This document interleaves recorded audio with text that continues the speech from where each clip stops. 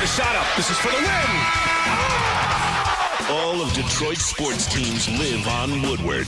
All of Detroit's sports coverage lives on Woodward Sports. Driving the best in Detroit sports coverage.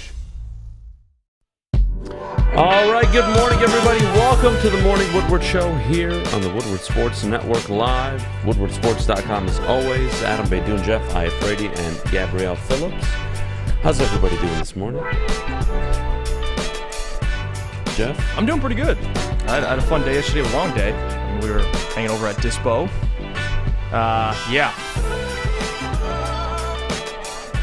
Oh no, I've never felt better in my life. Look at me. I've never felt better in my life. The tone of voice. Oh my goodness. Chuck says, Jeff, where's the Booker jersey? Honestly, I almost wore the Booker jersey. Thank God you did. And honestly, that's like grounds for termination, by the way. But twice in 1 week, I think I would have drove Adham crazy. Yeah, so yeah, we're putting the Booker jersey at home today. But yes, Booker, he's a bad man, and for him to be on a team with 2 Hall of Famers, and he's the best player in this series right now, it's unbelievable. So Devin Booker, he's a madman. Well, look, we got a great show planned today. Obviously, we're going to start with Brad Holmes' press conference. What do you have to say about Bijan Robinson, Todd Gurley, Jalen Carter, and that the team felt a lot better? At 8:30, we'll go to Daniel Jeremiah, who believes the Lions would take C.J. Stroud if he was available at 6. The Circus, by the way, I would love to talk about this, which is the final 6 days leading up to the NFL draft. This is where mock after mock after mock comes out, report after report. A team is going to do this, they're not going to do that. And you know what ends up happening on draft day? They do the fucking exact opposite. And I can't wait to talk about it because it's the best time of the year. Top of the hour, would you rather? Detroit Lions edition. A very interesting question for the 6th overall pick, especially with the rumors coming out and after the conference yesterday. At 9:15, we'll have to go around the NFL. Bryce Young scored an unbelievable cognitive test score, ranked highest among all quarterbacks. I think we can lock in him at number 1 overall. What does it mean for the top 4? Is Will Anderson an option for the Lions? I doubt it, but we'll get to all that fun stuff and more. And of course, Brad Holmes' press conference will wrap it up towards the end of the show, along with the NBA playoffs, like Jeff alluded to. But let's start with Jalen Carter. Brad Holmes said, quote, the team feels better after the Jalen Carter visit. And to me, call me like someone that just looks into shit too much, but if you like a player, you don't fucking say it. If you want to draft somebody, especially at number 6, where he can likely go in the top 5, you don't sit there and say, yeah, we felt better about the guy after he came and visited. I would like him. Good player. It's not even just his MO, it's just not standard practice. I've never seen this GM come out and publicly say, like this player a lot. Felt good about our felt good about our visit. Everything went really well. To me, this is all a game. I actually am either really blind or very assured that they're not taking Jalen Carter. I'm going to go with really blind. So I didn't realize this when I was there yesterday. I didn't realize it when I was watching the tape back. I went and I was watching one of the clips that we put up on TikTok, and I was reading the comments at Woodward Sports. And the entire time he is talking about Jalen Carter, he is shaking his head no. Literally the entire time he is going on in that 30, 45 seconds that he's speaking. And somebody had commented that, and I watched it again and again and again. And it's like his body language, I feel like, was saying more than what he was actually saying. And personally, I think you could spin this a different way, in that he's saying that the visit went well. Maybe that will give other GMs hope that maybe this guy has turned it around a little bit. Maybe he was putting that out there for other people to see that they believe in him a little bit. But the body language was really interesting to me.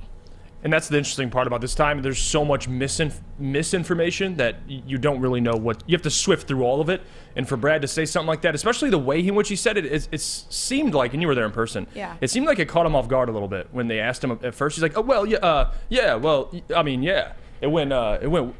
was good. It went well. Like he just tripped over his words a little bit. It's almost like him kind of trying to decide between answering it politically correct, which is like, yeah, it went well, or being like, yeah, like saying nothing at all. So I don't know how he feels. I don't know. I don't think he could get away with saying nothing because it was question after question after question about the culture, about the visit, about the environment in the locker room and how he would fit into it. And if the environment in the locker room is strong enough to bring someone into it that may not have the same set of values as they've built so far. So I think it just got to the point that he had to address it head on. And I think in terms of addressing it head on, he still kind of whiffed it. He's still kind of. Well, I mean, he's never going to come out and directly say what he's going to want to do, right? We're 6 days before the draft. This was something I brought up 2 weeks ago to you. And I said, Jeff, everything they've built in 2 years, there's only one player in the top 10 that goes completely against it. And it's Jalen Carter. Does it make sense? To me, it doesn't. To some, the talent outweighs any risk. Okay, fine, I can understand that. I don't agree with it, but I don't have to agree with it. I can at least understand it. I think the most giving part of what he said is, I feel better about him now afterwards. Like, we feel better about him. I feel better about him. Whatever wordage he used. That's sign language for come trade up. Please. Somebody, come take him. If you like Jalen Carter, he's not making it past us, so come up and trade with us. To me, that was the most important part of what he said, is we feel better about him now. Like, regardless of what else he said. I mean, that means, obviously, it had to have went well, but I don't know how serious it is. A lot of misinformation. Like, he could be for someone to trade up, could be for a player to fall. You still on the Jalen Carter train? Oh, yeah, absolutely. Oh, God, are you joking me? Even after yesterday? What does yesterday have to do with anything? This pre-draft process is, I mean, you can't listen to everything or hold It's not about listening to everything. They say. It's about what have you shown me, okay? I'm not in the room. Gabby's not in the room. You're not in the room. None of us in the room. Nobody in media is in the room when Brad Holmes, Dan Campbell are sitting down with Jalen Carter. Okay? That is information you will not get until likely after the draft. So let's just cut the shit there, okay? Number 2. The reality with Jalen Carter is what he's shown me is that he's a very good college football player. Very good. Yep. One of the most elite defensive prospects coming out. Had an incident in January which, to me, really didn't bother me. I wasn't really offended by it at all.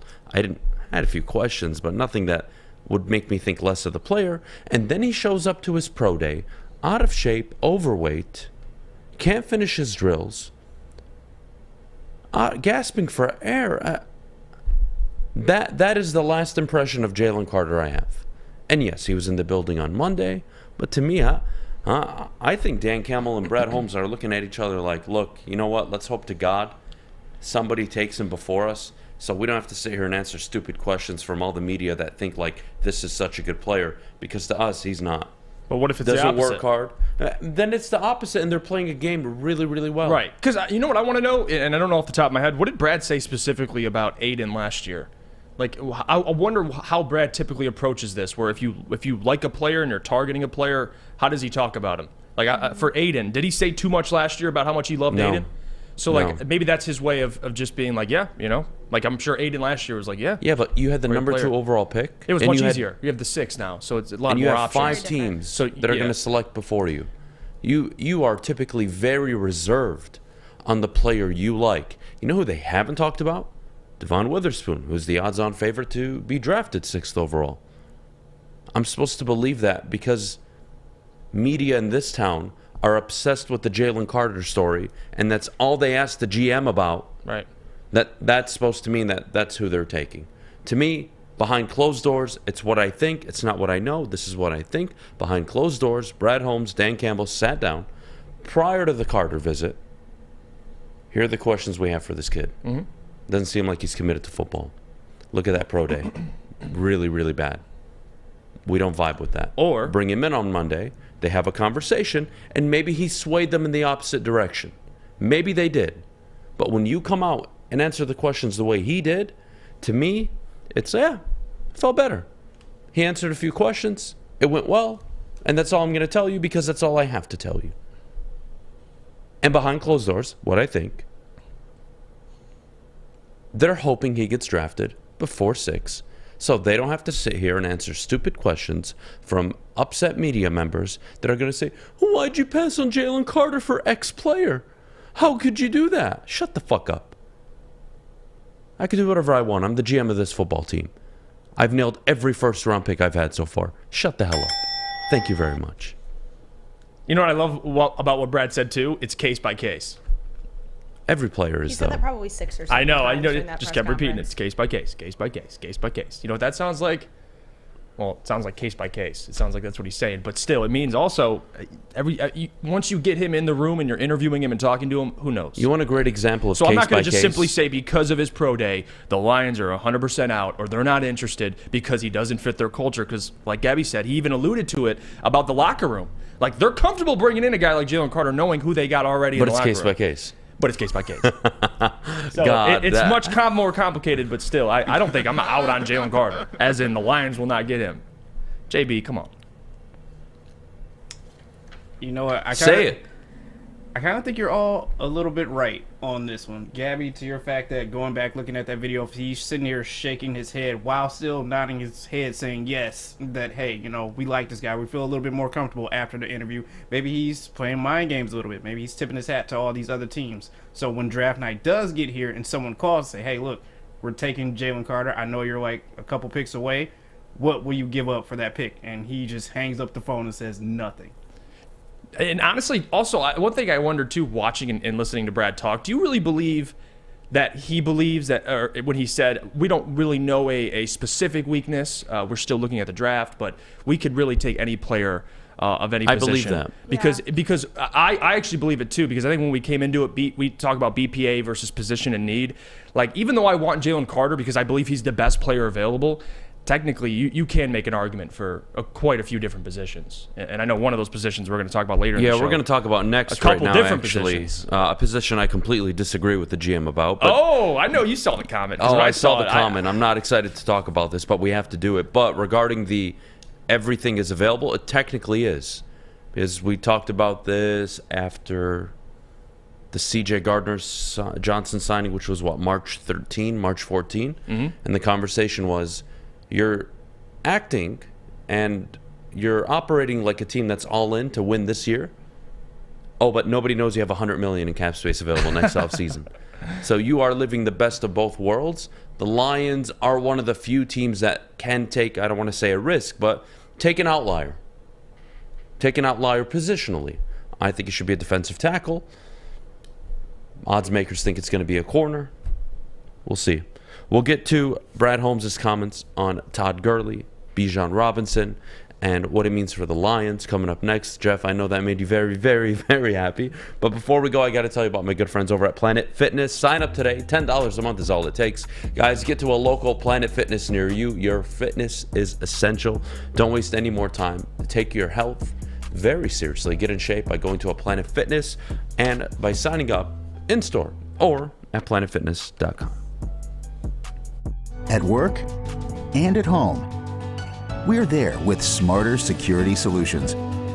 Featuring complete automation with customized alerts and more. For over 90 years, we've been the company that's been counted on to protect what matters most, all with personalized service and care. Right now, for a limited time, receive a free video device plus free installation with a new home system.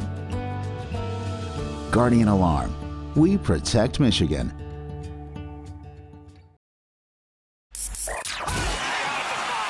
3 NBA championships. Detroit fans were there. 11 Stanley Cups. Detroit fans were there. 4 World Series wins. Detroit fans were there. And that one Lions playoff win in 1991, yeah, Detroit fans were there. Woodward Sports, where the fans are.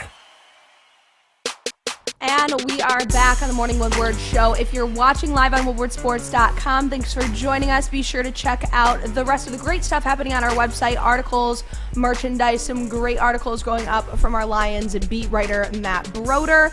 And if you're not watching live, be sure to listen wherever you listen to podcasts, download, leave a 5-star review. If you're on YouTube, don't forget to like and subscribe. All right, we're back. 8:15 on a beautiful Friday morning. I hope you're all excited for your weekend. What plans you guys have? I can't wait to find out later on in the show. It should be interesting. But Brad Holmes blessed us yesterday with a ton of talking points and a ton of nuggets, one of which, unfortunately, to for me, I don't like the conversation, but here we are, about the running backs. And, he doesn't devalue the position the way most would. I'm going to paraphrase here, but essentially, nobody was upset when Todd Gurley went 10th overall. And I would agree with that, right? Todd Gurley, one of the best running backs in the NFL for 4, 5, 6 years. And then he went away forever. Haven't heard of him since. He retired, by the way, at 26 years old, 27? But anyways, beyond the point, Brad used Todd Gurley to defend the idea that the Lions would or could take Bijan Robinson. And, of course, case by case, as he would say, open to everything, very, very shrewd in what he would give you. But, Jeff, this is your guy.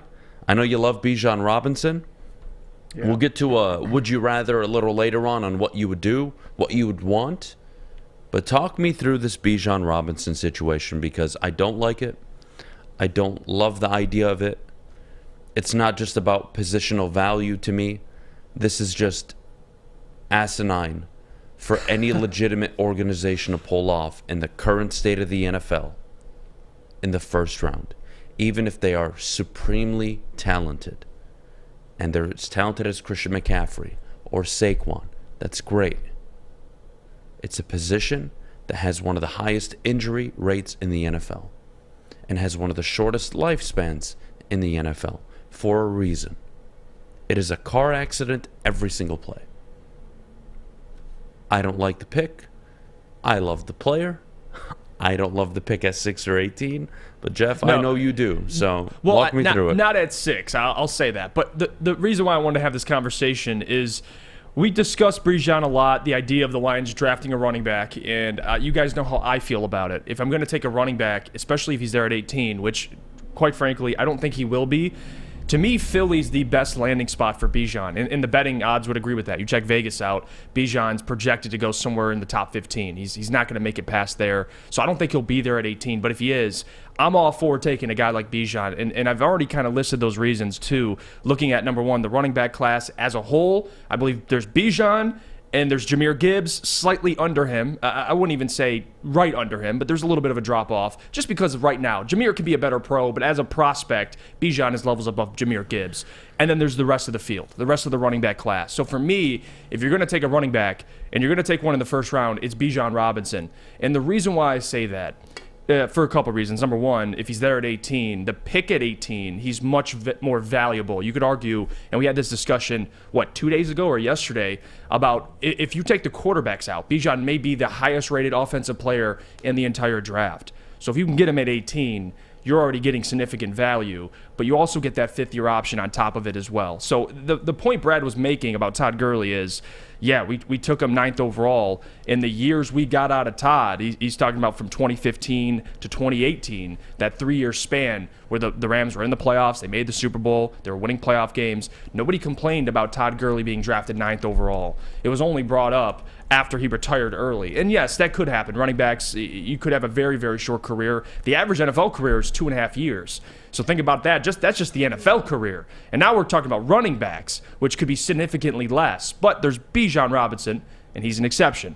And there's certain exceptions that come along year to year.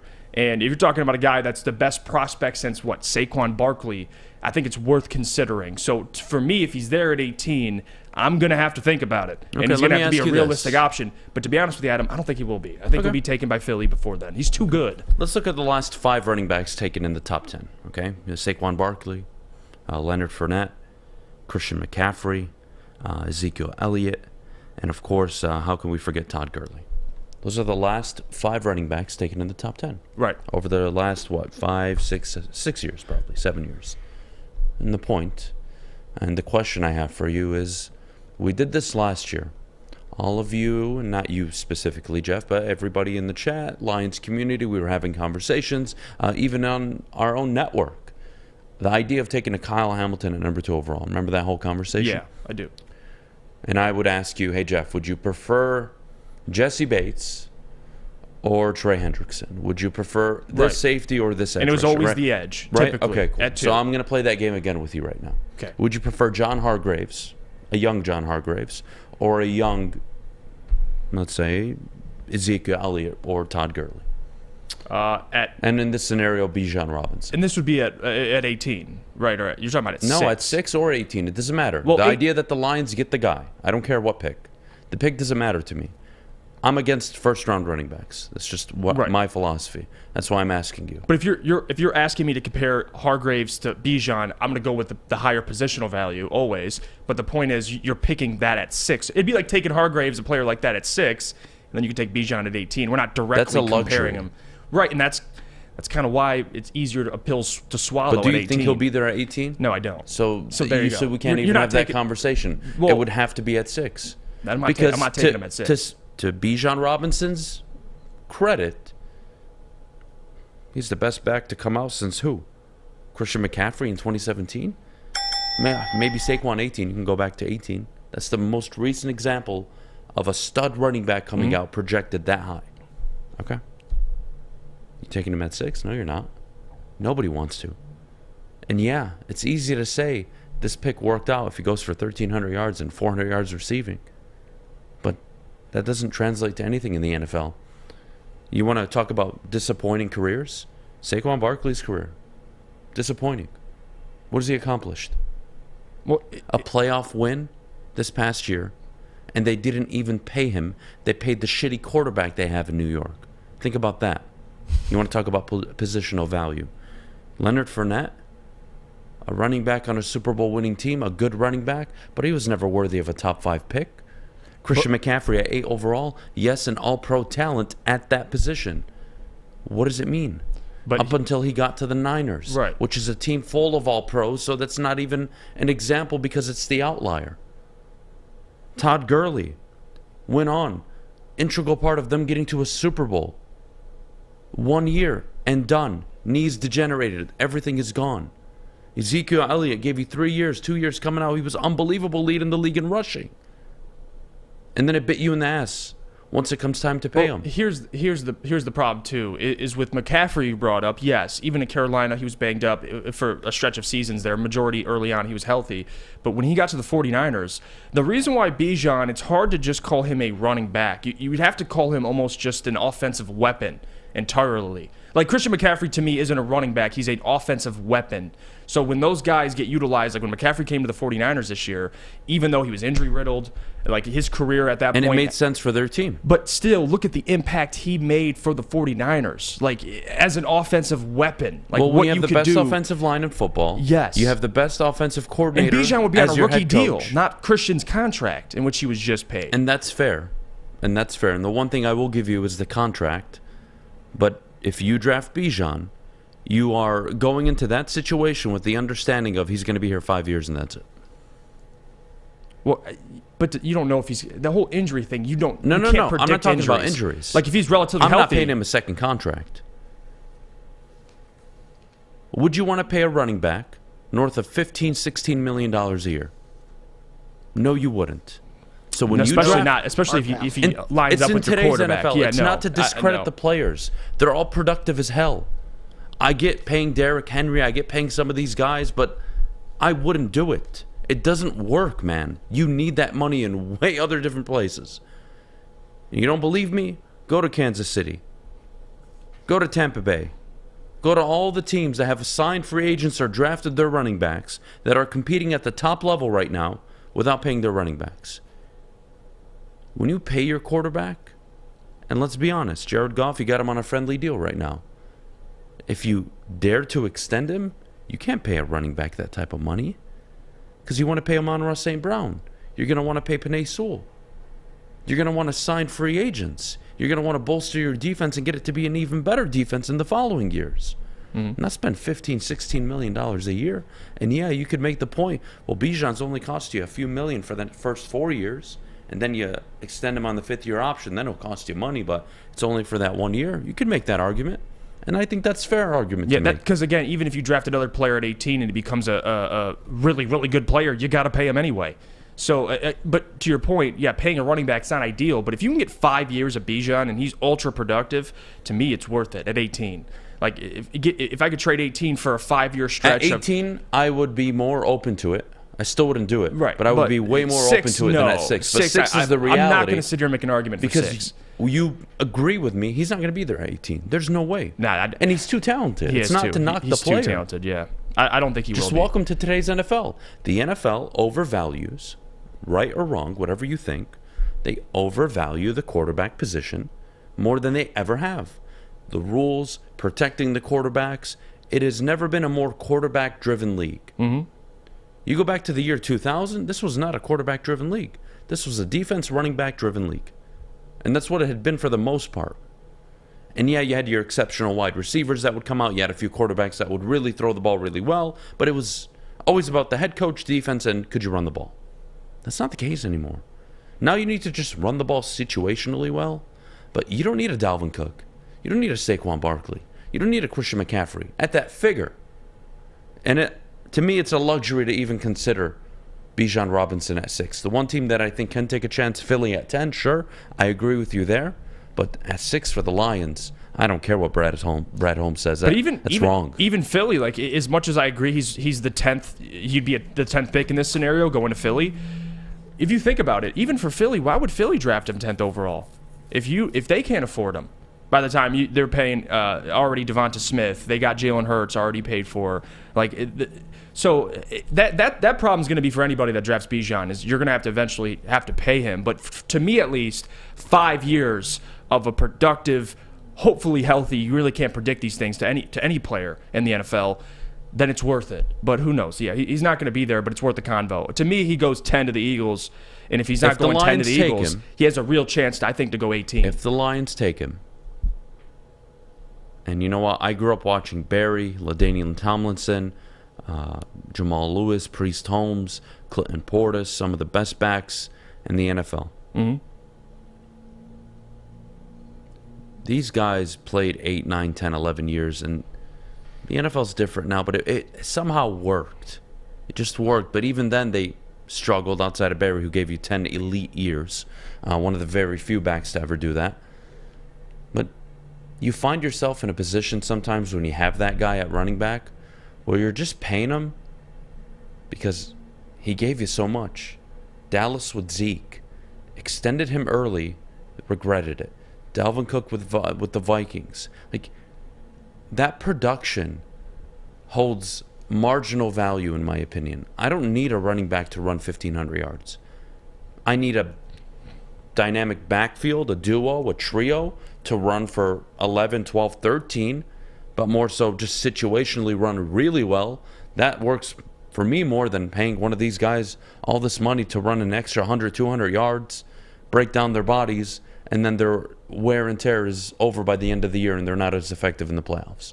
And to me, it's irrelevant. But we'll take a break. When we get back, we'll get to Daniel Jeremiah, who thinks the Lions will be all in on C.J. Stroud if he becomes available at the 6th overall pick. Jeff and I will tackle that next. But before we do, I got to tell you about my good friends over at Cousins Maine Lobster. Scan the QR code that you see on the screen or visit cousinsmainelobster.com. Find out where their locations are and try the lobster tacos, the clam chowder soup, and if you're feeling a little hefty today, get a side of tots and then go to Planet Fitness. You'll thank me later. Check them out, cousinsmainelobster.com. We'll see you right after the break. You've heard of Gordon Ramsay. You've heard of Bobby Flay. But Thursday night Master Chef Brad Holmes will be in the kitchen with all of the ingredients needed to make a great dish on draft night. Join Woodward Sports for our 3rd annual Woodward Sports Draft Party, live at 5th Avenue in Royal Oak. The past 2 years, these parties have been standing room only, so get your tickets early at eventbrite.com. Don't miss out on all the fun with Braylon Edwards, Ryan Ermanni, Neil Rule, Darren McCarty, and the entire Woodward Sports crew. The party starts at 7:30 p.m. Don't miss the biggest draft party in the Motor City, brought to you by the biggest network, Woodward Sports. Big Boy Strawberry Fest has officially arrived, and we're here to show you the very best flavors of the season. Satisfy your sweet tooth with our deep-fried vanilla Oreos, strawberry hot fudge cake, and a slice of our classic strawberry pie. But that's not all. Cool off on a refreshing summer splash salad, or savor the flavors of our chicken Caesar wrap and strawberry bacon chicken wrap. And for breakfast lovers, don't miss out on our strawberry hotcakes or our mouth-watering red velvet waffle. Strawberry Fest is something for everyone. Celebrate the sweet season with us at Big Boy. My name is Lee. I've lost 35 pounds on the Custom Health Center program. So the 3 biggest benefits that I've gotten from this program has been I'm not snoring anymore, I have a lot of energy, it's great, and oh, by the way, look at this. No, I'm just kidding. No, I'm just kidding. Call us at 844-789-THIN or visit CustomHealthCenters.com for a free consultation and get started for as little as $5 a day. Woodward Avenue, the first paved road in America. Woodward Sports, The first sports network born in Detroit. and made for Detroit. We are back on the Morning Woodward Show. Thank you for joining us. If you're watching on YouTube, please be sure to like and subscribe. If you're watching on WoodwardSports.com, be sure to check out the news tab. Lots of great information as we are going into draft week from our articles team. Other than that, if you're listening later on via podcast, be sure to download and subscribe and leave a 5-star review. That's it. Woo. Hey. Hey. Congratulations on your first day yesterday on the Lions beat. Thank you. That's nice. I'm excited for you. It's going to be fun. It was awesome. It was awesome to be in the environment and see you did everything great. going on. You did great. Spencer and Easy were talking about you on the heavyweights, and it was like 2 dads, but I guess mom and dad, but I guess 2 dads. I don't know. Just like really happy, as if like they're not younger than you, but here we are. What are you going to do? All right. Jeff, Daniel Jeremiah believes the Lions would go all in on C.J. Stroud if he was available at 6. JB, I'd love your input on this one too, because there is the portion of this town, I don't want to put a number on it, it's the minority, it's not the majority, probably 20, 30% maybe, right, that are really committed. I could be wrong, maybe it's more, but I'm going to say 20, 30% just from what I've seen that want a quarterback, okay? Most, and you know who they are, have wanted Anthony Richardson, which I find comical, but here we are. C.J. Stroud, I think we can all agree, good prospect. You have questions about his ability to handle pressure. I think that's fair to say. But, Jeff, if he's there at 6, I don't even want him. Like, just draft defense.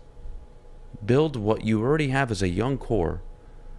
And don't reach for a guy that's not the consensus one. When Holmes came out and Deshaun Watson in that draft, Mitchell Trubisky went first. Shocked the league. Everybody's like, what the fuck? What's Chicago doing? And then Kansas City trades up to 10. Draft Patrick Mahomes.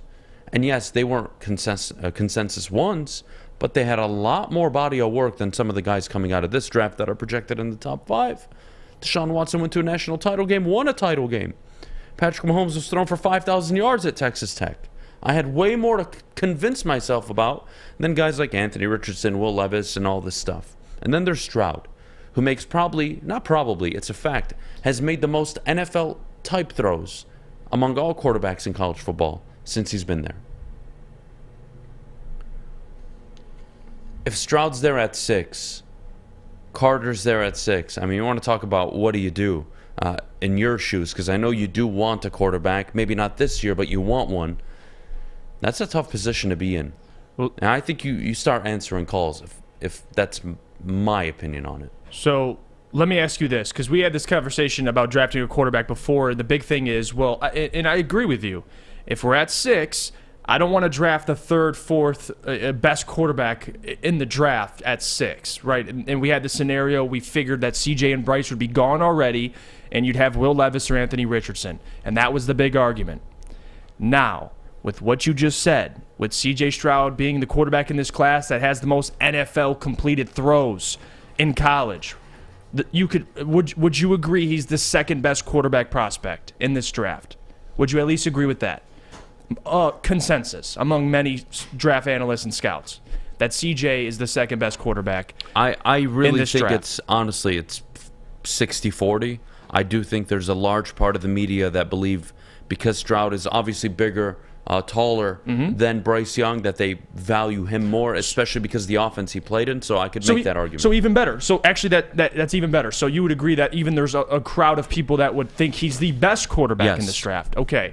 So if you're picking at 6, and we already went through this discussion, you guys know how I feel. If I look in the future and where the Lions are heading, you're not going to be picking top 10. You're going to be in the 20s. So things are going to get complicated in terms of finding your next franchise quarterback, because what is one thing I always say, and it's not even about what I say, it's a truth in the NFL. Typically, franchise quarterbacks are found in the top 10 or just outside. Now, there's Lamar's, there's Jalen Hurts, Aaron Rodgers. there's Dak Prescott's, there's Aaron Rodgers. I'm just saying, typically there's guys you can draft, Russell Wilson, but for the most part, your Joe Burrows, your Patrick Mahomes, your Deshaun Watsons, these guys, Trevor Lawrence, obviously number 1 overall pick, but still Justin Herbert, Josh Allen, these guys are top 10 picks. So, with that being said, if you're picking 6, it's the Rams pick. It's not your pick. And you're sitting there. And, of course, if Jalen Carter's there, I'm going to have to think about it. But if the second best, or to some, the best quarterback in this class is there at 6, and you know what the future holds in terms of, yep, so we're going to take that next step. We're going to be picking in the 20s. Let's say you don't trade back, so you can't just say, well, I'll just get more assets and go get my guy next year. Okay, let's say that nobody's calling the phone. So you're nobody's at 6. hitting the line for C.J. Stroud. You're telling me you're willing to pass on C.J. to just kind of push that quarterback You want my answer? debate down the line, or that conversation? Yes. You want my answer? So what are you doing? If I'm in the building and we love C.J. Stroud, okay, there has to be a clear commitment and clear communication to Jared Goff that he is likely not the starter in 24, and we would like to see him play his best ball, obviously, this year. They have a chance to win the division, but when you draft C.J. Stroud, you are telling me he's the starter in 24. If you tell me that, fine. I'll live with it. I'll live with it. Because that's what you're telling me. Okay.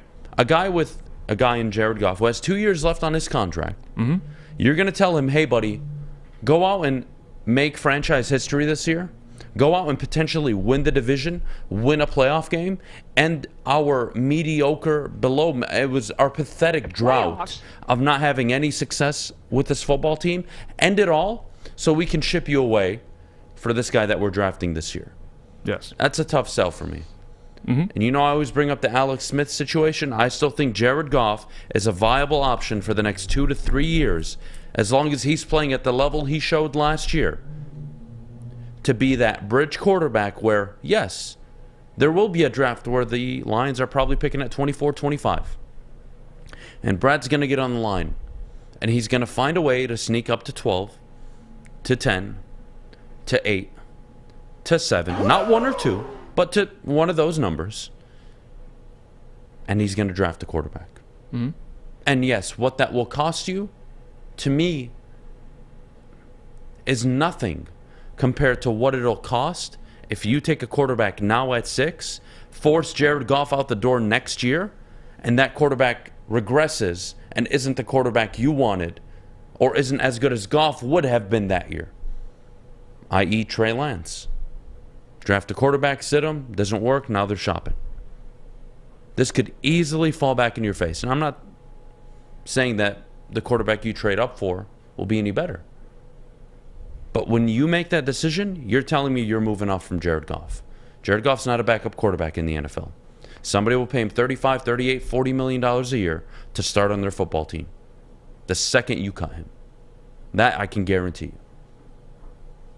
Well, here's the problem, too, and the reason why I asked that question is because you're going to at least have to think about it. Because if a guy who's widely regarded as the second best quarterback, some would even say he's the first best quarterback, if he's there at 6 for you, and we know Goff, his contract's coming up in 2 years, we'd all agree you're not going to pay Goff $45 million. I'm just telling you, if you do, yes, you have to tell me that Jared Goff is not the starter in 24. And that would be the case. And if it is, then I'm on board. No problem. And even if Goff plays really well, and you still think, well, I'm not paying him, you could still trade Goff for more assets. Nobody would trade. So, with 1 year deal, then let. I mean, what are you getting? A 4th, a 5th, maybe? Regardless, basically the point I'm making is yes, for C.J. Stroud, if he's there at 6, I'm going to at least have to think about it because again, I'm trying to look in the future. I want to pay everybody else. I don't want to pay just Goff. Let's say so. If I have C.J. Stroud, we talk about the Lions. It's the best situation you could argue, one of the best in the NFL for any rookie quarterback to come into right now. You have one of the best offensive lines. You got weapons. You got a defense that's improving. You got one of the best up and coming offensive coordinators. And for C.J. Stroud, Stroud and his play style very similar to Jared Goff and what they can do, their strengths and weaknesses. Well, so at least you're getting a much cheaper Goff at 6. What did Brad Holmes say? Who was widely regarded as a second-best quarterback, Yes. rather than waiting till next year You're right. and having to get someone after Drake May, Caleb Williams. Like, you're kicking the can down the road without any certainty. But Whoever what did you're your going to GM take What will did be your good. GM say, though? It's a lot easier to get Yes. worse at quarterback than better. You're telling me that C.J. Stroud, who I like, nothing against C.J., you're going to sit him for a year, and he's going to start in 24. You can sell me on that. I would be open to that. But when you do that, the clock starts ticking, and everybody's jobs is on the line. Because I got a harsh reality for everybody at home. You don't get to draft 2 quarterbacks in the first round, let alone in the top 10. It's non-existent. It doesn't happen. Robert Saleh, Douglas out in New York, their first draft, they took a quarterback because they felt like that's how they have to kickstart their rebuild. Mm-hmm. It bit them in the ass. Now they're going after Aaron Rodgers, and honestly, Saleh likely to lose that job at the end of the year. It won't work.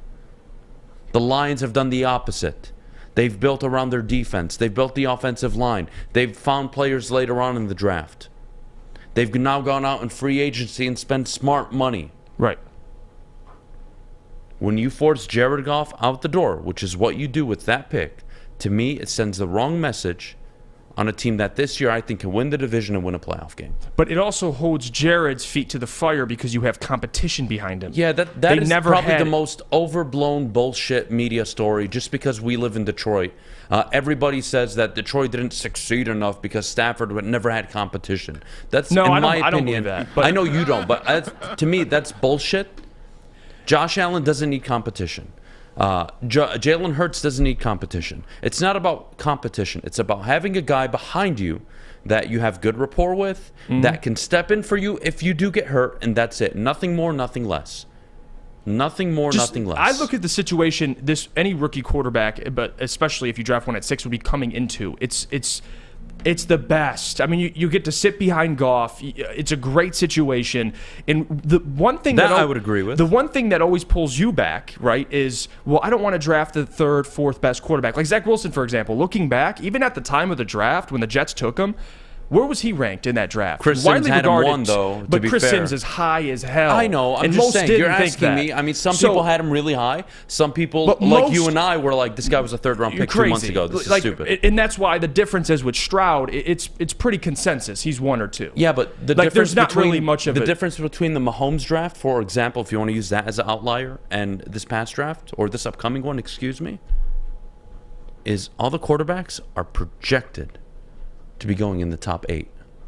Big difference between the Bears going out of left field and taking Trubisky that high in the draft. Of course, yeah. That was a dumb decision. Right, so the Drake May draft, for example, next year with Caleb Williams, you'd expect it to be very similar. 1 and 2. You'd expect 2 quarterbacks to go in the top 3 minimum next year. Right. So is next year the right draft? Who knows? Who knows? Right. You want to take Stroud, be my guest, as long as you tell me that he's the starter in 24. Because I'm not going to sit around and watch him sit 2 years before he gets to play like it was with Trey Lance, like it was with so many of these other guys that you take high, you sit him, and it doesn't work. Commit to 24.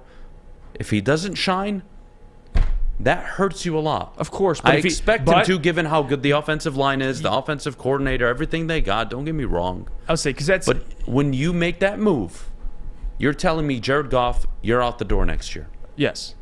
Okay. But again, as long as you're okay with yes, that. No, I'm okay with that. But with you being said, well, it could completely backfire. But yes, every pick, right? Like that. I'm not. It could go either way. I'm not going to use that argument like against Stroud you. could also be fine, and you're paying him on a rookie deal, and you could pay everybody else on your football team. So, to me, it's worth a conversation. I know Daniel Jeremiah, he brought up the Lions have done work on Stroud. They've met with him. And again, even for Houston, for a guy who was widely regarded, up until really right now, we assumed he was going 2 to Houston or 1 to the Panthers. One of the 2.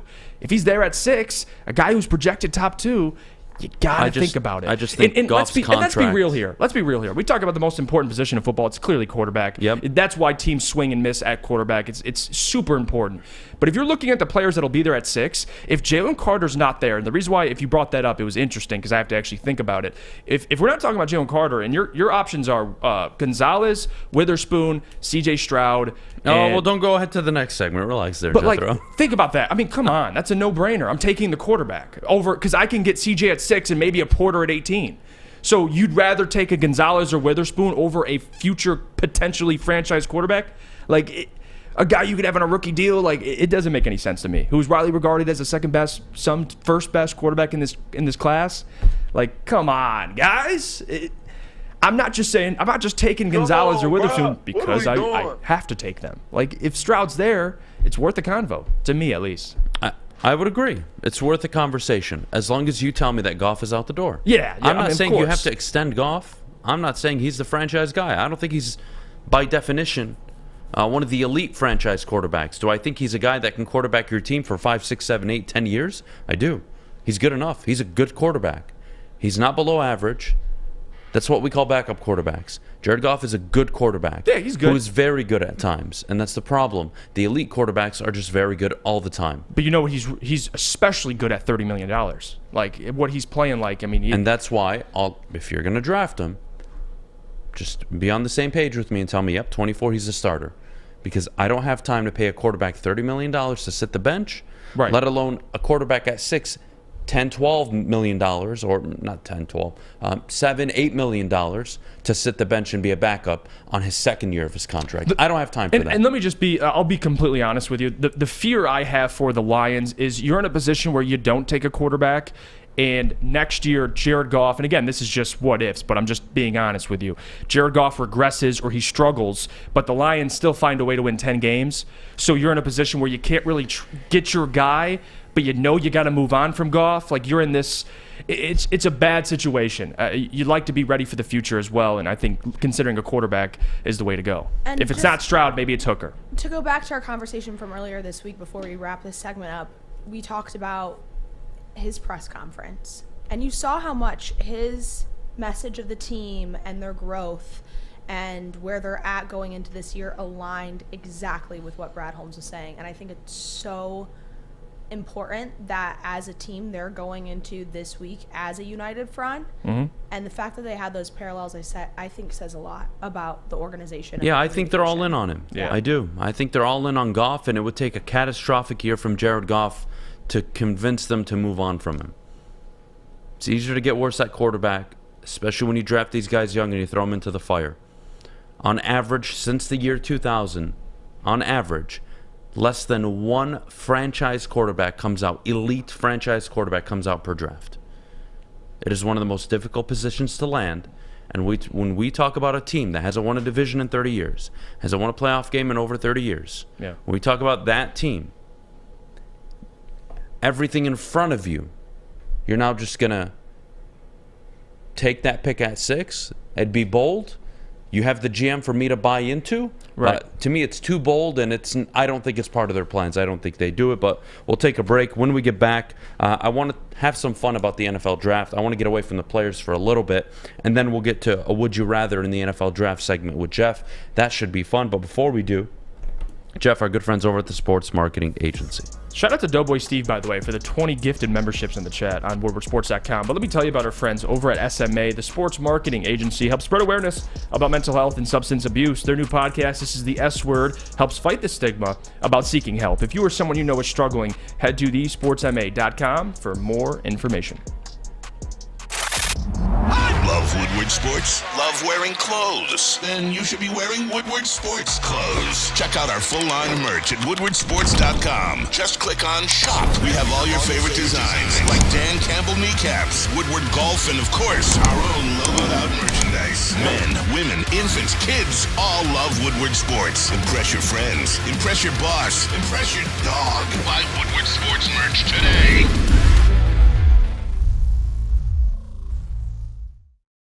Introducing the Planet Fitness Guide to getting that post-workout glow. Step 1. What's your why? More epic energy? Better sleep? Blow off steam? Step 2. Join Planet Fitness for just $10 a month and get moving in our clean and spacious clubs. Step 3. Bask in that post-workout glow. Join Planet Fitness today for just $10 a month. Join today at any of the 50-plus Detroit area locations. You have an opinion? Make sure it's seen and heard. Jumper! Tweet us, hop on the YouTube chat, slide in the DMS at Woodward Sports on all social media.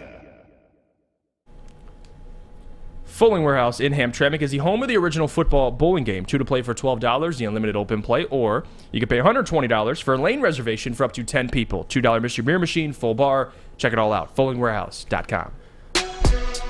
All right, we're back here on the Morning Woodward Show live, woodwardsports.com. As always, if you're watching on YouTube, make sure you hit the like button and subscribe to the channel. And, of course, if you're missing the show live, you can always go back after the fact, download the podcast, Apple Podcasts, Spotify, wherever the hell you listen to your podcasts. Before we do this whole lead up to the NFL draft and why it's really the best time of the year, in my opinion, I did see the comments on Jameson Williams circling yesterday on social media. I don't want to spend too much time on it. You don't have to. And that's why, to me, it's a bunch of bullshit. Yes. Yep. Don't read into it. There's nothing that suggests Jameson Williams is not only a diva, but someone who doesn't prioritize football. That's a joke. His actual scouting report coming out was that he was a football junkie, and they had to prevent him from coming back onto the field sooner than when they had him on last year. This is not a guy that I'm going to even think twice about. Jameson Williams has my full support. I know yours as well. It's a non-story to me, And I want to Jeff. say this too. Even Braylon admitted, like, the real training for guys like showing up to voluntary workouts, the real work starts not now but soon. So for Jameson not to be there, he was there yesterday. Brad said that, and he kind of was short with it.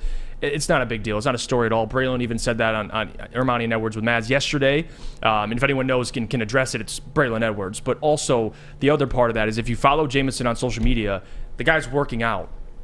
Yeah, everyone can shut the hell up, honestly. Check his stories, working out. So, yeah, I saw that floating around. Jameson's fine. He's all right. We've got about 8 minutes before we do this Would You Rather NFL Draft Edition with Jeff, JB, and the crew here. And before we do, I just want to talk about the next 6 days and what it means. Like, the next 6 days, everybody, myself included, all of you in the chat, everybody listening, watching, the next 6 days are 6 days where you get to be absolutely reckless, say whatever the hell you want, and honestly, probably have zero consequences for it. I don't give a Whether you want to draft Anthony Richardson, whether you think, I don't know, Jack Campbell should be the number 2 overall pick, you can throw it all out there. And it just doesn't matter. And then we listen to GM after GM after GM talk about player after player after player. Mel Kiper. Misinformation. Maybe they are providing the right information. It's tough to gauge. Brad Holmes actually alluded to this yesterday as well, is, you got to respect the work that goes on into these mocks. Some of them you're like, that's wrong. But the others are also, holy shit, this guy has information. Like, that makes sense. And to me, the best way to experience the draft over the next 6 days, in my opinion, before you get there, try to not look at the sports book, because, my goodness, it'll throw you off. It'll make you paranoid. You'll look at Devon Witherspoon currently being the favorite, but if you go back to this time last year, Kayvon Thibodeau was the heavy favorite to be the pick for the Lions, and Aiden Hutchinson was the Kyle Hamilton consensus. was up there too, and Hamilton was number 2 on that list. 3 was Malik Willis, by the way. Malik Willis. Think about that. Malik Willis, the 3rd round pick. Kyle Hamilton selected 12th overall. The one thing I absolutely can guarantee everybody is that the NFL draft is going to be a fucking shit show, and I love it. And that's what this week is all about. It'll be an absolute shit show, and there's nothing any of us can say or do about it. And I love that. Unpredictable. You know how the NFL.com back in the day, what's up, Abe? They used to have the predict with Mel Kiper, or whatever the hell it was, where you would pick every single pick in the draft. Yep. Without any trades, right? You couldn't predict any of it. And whoever got it would get $1 million, and nobody would ever get it because it's fucking impossible. Just like the NCAA bracket. And the point is, this is the fun part. JB will acknowledge who he wants, what he thinks will happen, who they should take. Jets fans are going to be heartbroken when Aaron Rodgers shows up and gets their head coach fired. Lions fans drafting Bijan Robinson, God knows what's going to happen there. Like, anything could happen. And it's the NFL draft, and that's the beauty of it. So for me, the unpredictability scares the living hell out of me, but also really excites me. Because this time last year, I was being fed information forced down my throat by every beat writer in this town. Oh yeah, Abe. Deep-throating. Forced by every just blogger / writer in the town. Oh, Malik Willis! Kyle Hamilton! It's happening! Shut the fuck up. I was paranoid for 2 weeks. I was ready to kill myself on air if they were going to do it. And by the way, if anybody, and thankfully they didn't. If anybody tuning in or listening was at Brass Rail last year, and you remember this, Adam, the Malik Willis chants when they were on the clock, when they took Jameson. I ever tell you the Jameson? story about Malik Willis when they traded up to 12? Gabby, I don't think you know the story. No. Oh, my God. Oh, here we go. Okay. I had left the draft party after the number 2 pick, shortly after, because I was fasting. Mm-hmm. So I wanted to go home and eat. So hungry. I get home. I'm, like, not paying attention to my phone. And Corey Woods at the time texts me. And he says, the Lions are drafting Malik Willis. They just traded up to 12. And my heart fell to my stomach.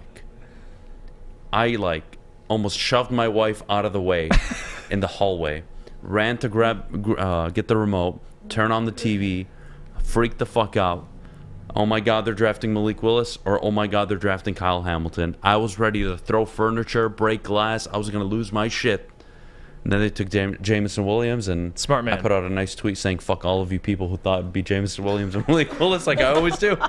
And then I moved on with the day. But it was an absolutely terrifying 40 seconds to a minute and a half, whatever. I'm excited to see your reactions this year at Fifth Ave. Oh, I'll be much more tame. Last year I did a bunch of cocaine on the show, so that was fun. This year, no cocaine. We're going to avoid that. But we'll see. Maybe they take Bijan at 6 and I lose my shit.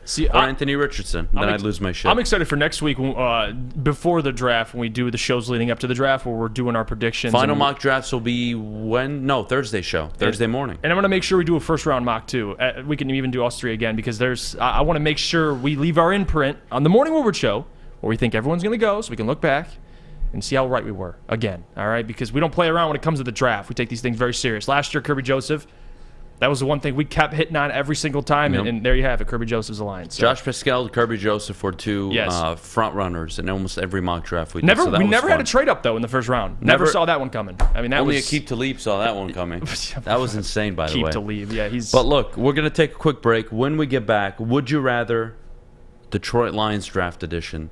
I'm going to give Jeff and JB and Gabby options. You guys feel free to answer. We'll go around the room. What would you rather have? Uh-oh. And I am going to purposefully be an asshole to you specifically, Jeff. Great. About some of the players I know you like very much. So I'll give you the option. I'll pin them against each other just for you. Are you ass? But before we go, I got to tell you about my good friends over at Lady Jane's Haircuts for Men. Open 10 to 8, 7 days a week. Walk in any time to a Lady Jane's for not only an award-winning haircut experience, but you'll automatically be entered to win a chance of not 1, but 2 cars. Thanks to our good friends over at Les Stanford Buick GMC of Ferndale. Check out Lady Jane's. Get to a local Lady Jane's near you. Lady Jane's. It's wicked awesome. The sports marketing agency would not be who we are without great community partners like Higuera Health and Carol Zaniga. It's an awesome opportunity to partner with your organization. Higuera Health is a comprehensive behavioral health organization. We serve children through older adults with mental health, substance use, and developmental disabilities across Western Wayne counties, and really excited to now be in downriver communities as well. Give us a call at 734-458-4601. It's a great day to get some Centron in your life. Okay. There it is. Centron, here we go. Gotta grab the cranberry. Oh wait, it's 2 for $4. Gotta double up with the classic as well. Centron World, baby. Centron, available at select Krogers, and if you wanna know how, go to @CentronWorld.com. You get dope like me. You know what? Why wait?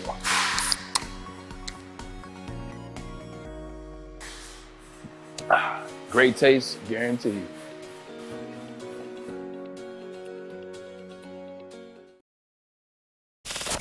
We don't like to brag that we are the toughest sports network in Detroit. But we do have a guy named Darren McCarty on our side. Lemieux and McCarty, who've had a good knockdown drag up. There they go, right on the whistle, baby, talking to one another. Woodward Sports.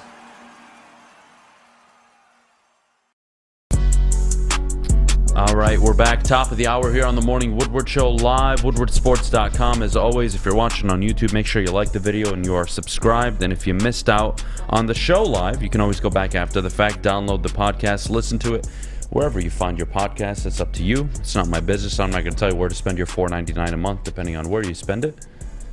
Apple Music or Apple Podcasts, Spotify. You know, I'm not an ambassador for either brand. I don't care. I have neither, if that helps. So I bootleg all my music. I'll probably be arrested after this anyways. I knew that before you even said it for some reason. I used to bootleg so much, by the way. Yeah, I used to. Like when I was a kid, I'd go to those like really, really dark websites where, you know, you have to hide your screen from anybody that could see it, like really bad. And I would torrent every single game I wanted, burn it onto a disc, and it would work on the old PlayStation 2. Oh my goodness! See, I used to torrent a lot of music and games, but I didn't understand that the government can see that. Oh, so I didn't know that to this day. But back in the day, I had all this free stuff, free music, free games, and then I got a letter in the mail from Uncle Sam. He's like, "Yeah, you can't do that, bud." Are you serious? Yeah, that's from my. Kidding. You guys remember LimeWire or LimeWire? Yeah, was it called LimeWire? Yeah. I did not sexually have sexual intercourse with that woman or relation. I don't know what the hell Bill Clinton said. VPN, baby. I didn't know about a VPN. It was like every song you wanted, it was Bill Clinton on repeat. It was so frustrating. Anyways. Oh, my God. All right. Would you rather NFL Draft Edition for the Detroit Lions? Jeff, I'm going to start with the hardest one I have here on the books. I'm not going to lie to you. All right. You have the option of drafting Bijan Robinson or Jalen Carter at 6. But, no, wait. Don't hit me with a but. What's the but? Bijan Robinson lives up to his potential, an all-pro back. He's 100% the prospect that you believed he would be. Or you get 60% of what Jalen Carter could have been. Why do you got to do this? Because I'm a motherfucker. Oh, my God. So I get 60% of Jalen Carter, or I get an elite Bijan for what, a 5-year span? Or 5-year span. Both of them. We're not going to go for the second contract. Okay, well, give me Jalen Carter. Oh, my God, really? Really? Really? This was, I thought I would get you in a ha moment. That is you like a motherfucker. Look of shame on Jeff's face right now. Give me why? Jalen Carter. Why? Swallow your pride. You swallow a ton of other things. Okay. Hold on. No. But am I wrong, though? I just feel like I'm not the one answering these questions. I feel like a defensive tackle. You know, I shouldn't even say I feel like a defensive tackle like Jalen Carter. Even 60% of what he is, it's still pretty good. JB Bijan, I get he's elite, but JB at 6. Talk to Jeff. I want to know 60% of what Jalen Carter could be, or 100% of what Bijan could be. I might have to go with Bijan on this one. I'm just saying 100%. Like, yep. Damn it, JB. He lives up to everything you believe he's going to be. Jalen Carter, still good, viable option, but unfortunately never reaches all-pro level. Hold on. Wait, Jalen Carter never reaches all-pro level? Yeah. I told you, 60%. So you said a mediocre Jalen Carter or an elite Bijan at 6? 60% of Jalen Carter or 100% of Bijan Robinson. Yes, that's what I mean by it. I didn't know he would be like, no accolades. He'd be maybe a Pro Bowler. He'd be like Aleem McNeil. No, he'd be better than Aleem McNeil. You're an ass. You're an ass. All right, well, okay. That's stupid. I don't like it. I don't like this question. It's stupid. I know. Well, that's why I'm posing them. And thankfully, I don't have to answer them. Because I don't know the specific. That was a bad question. No, it's an unfair question is what it is. No, it's extremely unfair. Oh, I know. That's why I asked it. Let me ask you this. Does he check all the character boxes? No. That's why he never reaches. Then give me Bijan. You're telling me you're saying put Aleem McNeil on this team with character issues. Oh, yeah, give me Bijan Robinson. Damn it. All right. I just wanted to get it out of you. I wanted to hear Bijan Robinson. You got it. That's why I put it the way I did. You got it. Having said that, we'll go to the normal version of this. Okay. He still didn't completely. Give me Bijan. Stupid. All right, go on. I know that hurt your feelings. I'm sorry. Go on. I'm sorry, buddy. Okay. JB, this one's for you, and then Jeff can go after. What's up? JB, Devon Witherspoon at 6 or Jalen Carter at 6? No stipulation? No but scenarios. Okay. Give me Jalen Carter. I'm more fair to JB. 33%. Yeah, we're going. You get 6% of his left leg. So you get Jalen Carter with no arms, or Bijan But he's deaf Robinson. after 1 year. He loses hearing. Wait, Jamie, what'd you say? Give me Carter. Okay, Jalen Carter. Interesting. Jeff? Jalen Carter, Devon Witherspoon. Devon Witherspoon right now, by the way, obviously the odds-on favorite, according to FanDuel Sportsbook. He's And the they're favorite to go both 6th. normal human beings, healthy and everything. Yeah, no, none of them lose hearing or anything, impaired vision. Then none Jalen of it. Carter. Yeah. Okay.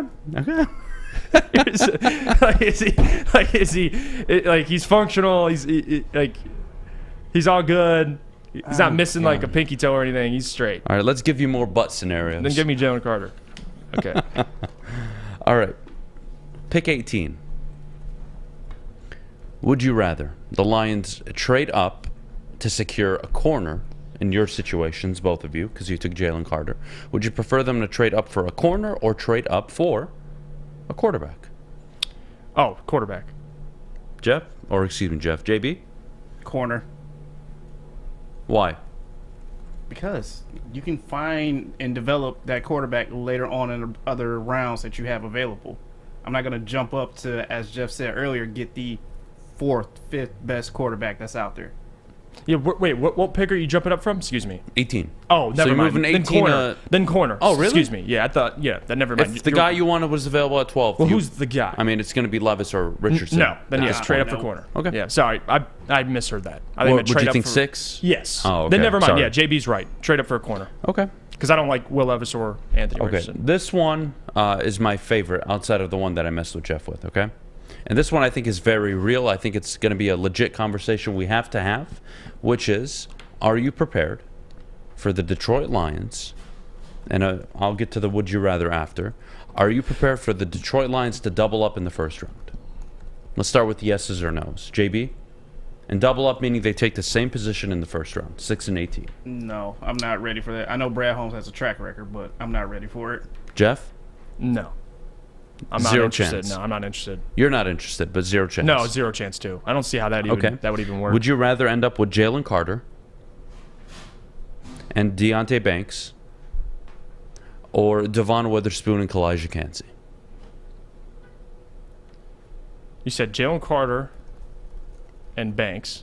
Jalen Carter and Banks, Or- Devon Witherspoon and Kancey, or Tyree Wilson, Christian Gonzalez / Joey Porter Jr. I'll let you finagle the last two. I don't mind. You go first, JB, because I'm going to type this poll up just so everybody can play along with us. I think I'm going to side with Banks and Carter. Really? So you love Jalen Carter, don't you? Yeah. That's consensus the pick. one for you if That's he's the there? pick. Yeah, at 6, that's the pick. You can't go anywhere else. Like, if What do you he's think? there, What do you go think for it. about what I've said about his pro day and how much it really bothers me? Clearly it's not affecting your judgment on the player. No? I don't want to say it's affecting it, but I feel like he can't grow from this if we just hold him to the standard of, like, this is how he will forever be his entire career. Once he comes to Detroit, gets with the right trainers and everything like that, gets his body well acclimated to the NFL lifestyle, I think he can change. He can be this elite Pro Bowler athlete that we all hope and aspire for him to be. It just takes time, and it takes the right people to get in his ear and to be with him along in his journey. So, like I said, I still like Carter on this one. Okay. Jeff, you heard the man. Jalen Carter, he's not moving off of him. I like the confidence, JB. It was very calm and level-headed. I know, that's why I love Well JB. done. Voice of reason. Yeah. Well done. Jeff, Jalen Carter, Deonte Banks, Devon Witherspoon, Kalijah Kancey, Tyree Wilson, Joey Porter Jr., Christian Gonzalez, your choice. I'm not going to hold you guys to it. Even though I doubt Gonzalez is there, but we'll play the game. Why not? So, I'm going to go with Jalen Carter, but the only reason why, and I love how you asked this question, because I'm not a huge Deonte Banks guy. I'm much higher on Emmanuel Forbes, but if we're going with this scenario specifically, give me Jalen Carter and Banks. Really? Just because I think you're getting by far out of Witherspoon, Kancey, Carter, and Banks. Carter's by far the best player. I'll take Banks a little less of a corner than Witherspoon, just to get the best player widely regarded. or second best in the draft. I think it's worth it to me. So okay, I'll go that route. Both of you have said option number 1. There are a few people in the chat that have gone with option 3. It wasn't in the poll, but the majority of the poll, and barely, by the way, it's 53%, have said Witherspoon and Kancey. And my question off of that, I asked this for a very specific reason. Are you okay with the Lions taking a corner at 6? And I know there's a lot of PTSD in this town with Jeff Okudah going at 3, da-da-da-da-da. Devon Witherspoon, arguably the best corner coming out. Is he a Sauce Gardner? Jeff, would you like to answer? No, I don't think I would agree with that. JB, nobody thinks he's a Sauce Gardner. He's going to go 2 picks after Sauce went last year. And I know every draft is different, circumstances, players that are available. Right. I understand. But how open are you to drafting a corner at 6? I don't like it. Clearly, it sounds like I don't like anything. But if I were to pick between the 2 scenarios, I'd like to live in a world where I just end up with a corner and a defensive tackle. Unfortunately, it's basically the same in the first 2 options. If I had to pick between Jalen Carter and Deonte Banks or Witherspoon and Kancey, I'd go Witherspoon Kancey. As much as it'd be a tough pill for me to swallow with the Lions taking a corner at 6, I'd rather have that duo. Yeah, and that's more my problem. It's not that I hate corners in the top 10 because I think there's exceptions to the rule, but typically I'm not even. It's not even about Jeff Okudah. Just me personally. Don't say that. Don't say that. That's wrong. What? Clarify. It's not that you don't mind corners in the top 10. When you get to the top 4, top 5 part of the board, that is where taking a corner, it better be Sauce Gardner or fuck you. And that's the which point. Is what the Jeff Okudah pick was. That's why I said there's exceptions, but typically because after pick 6, I mean, we've seen J.C. Horn in recent years, Patrick Surtain. There's an abundance of these guys coming out every year that get selected between 8 and 12. Right. That's really not an issue here. So Devon Witherspoon, it's only 2 picks ahead of where the trend is. Is he Devon Witherspoon or is he more so of the J.C. Horn? I don't know if he's somewhere in the middle. I doubt it. I would say more on the J.C. Horn side. Can you get that level of production year 1? I hope so. I'm taking him 6th overall. Damn it, I expect it. Mm-hmm. That's going to be a tough pill, I think, for a lot of people to swallow, especially after Brad Holmes traded Jeff Okudah, taking a corner at 6 in a draft where I think everybody agrees they want an interior defensive lineman. I'm just looking at some of these comments too. Go People for it. chiming in.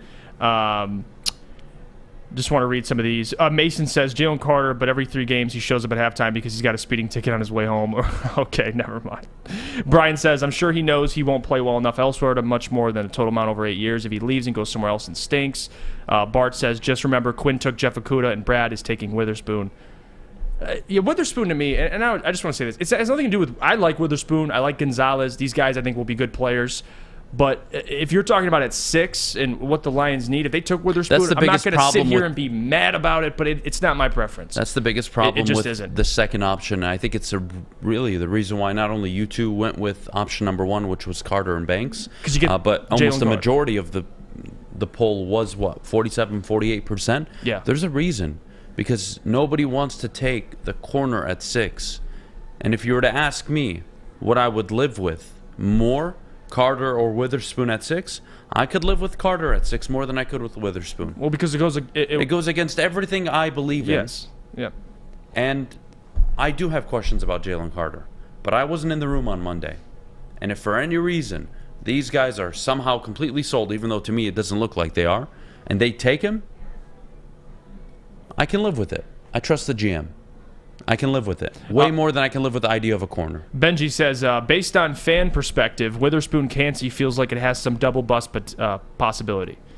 I mean, he said based on fan perspective. I don't know what that means, though. Based on what people are, I guess, more split on Witherspoon and Kancey. Like, not everyone's all in on Witherspoon I just think Kancey. I think people hate the idea of Witherspoon at 6 more than they hate the idea of Kancey at 18. Kancey at 18, I think to most people would be a layup. No risk. He's literally picking in the middle of the first round. There's not much risk there. And then it goes to the flip side, right? People take Kancey at 6, like I've had on my board, and everybody is very defensive about it. They don't like it. It's too risky. Okay, fine. I can respect that. That's where we're at. Let's take a break. When we get back, actually, you know what? What I want to do is I want to get back to Brad Holmes' press conference, and I want to push the Bryce Young quarterback conversation down a little bit. So we'll do Brad Holmes' press conference about the Jeff Okudah trade, why it was the right time, along with how he feels about the culture in Detroit. That and so much more coming up next. But before we go, our good friends over at Cintron. Cintron is the official energy drink of the Detroit Red Wings, and while the Red Wings did not make the playoffs, you can still get your deal for the Woodward Red Wings 6-pack at drinkcintron.com/Woodward, drinkcintron.com/Woodward. That's $15 plus free shipping for a 6-pack of Cintron. You don't have to go to the beach, man. You don't have to get your butt crack full of sand. You just need a little chili peppers, man, to get that glowing beach chili peppers tan. Join the Pepper Club for all the best deals in town. Plus, they will beat all competitors by $5. ChiliPeppersTanning.com. Hottest bulbs, hottest deals, darkest tans. Your vitamin D headquarters. You just need a little chili peppers, man.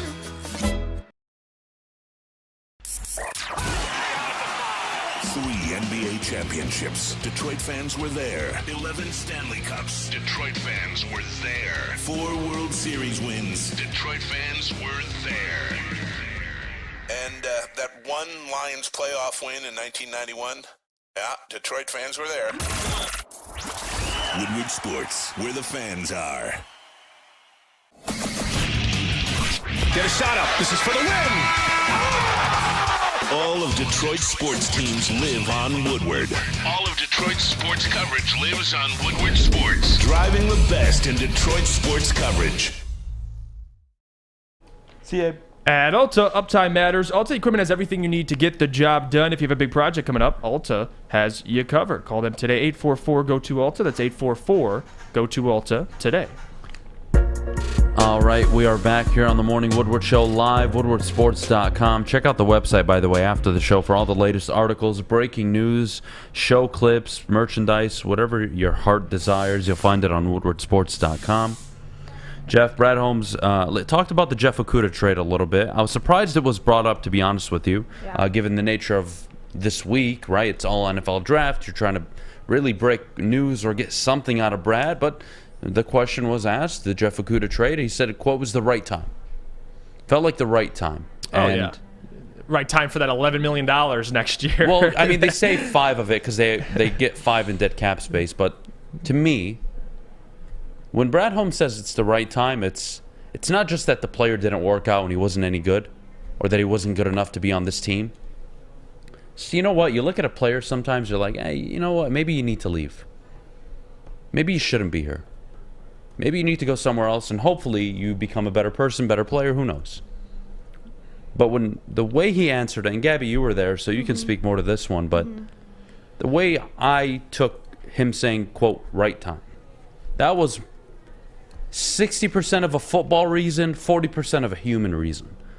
Like, to me, they didn't want Jeff Okudah to be the 3rd, 4th option, which he would have been this year, with Mosley, Sutton, Gardner Johnson out in the field. Like that to me is demoralizing for a player. Send him to Atlanta. He'll probably be cornerback number 2 there. He'll get a lot of reps. Whether or not he's going to be any good is up to him and the coaches at Atlanta, but it's not our problem in Detroit anymore. Right.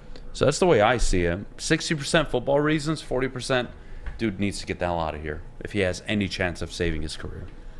I think it was, we go back to the conversation about adversity, and he brought it up when speaking about Jeff, and he said in every single moment of adversity, that every single moment that he was met with adversity, he never bat an eye.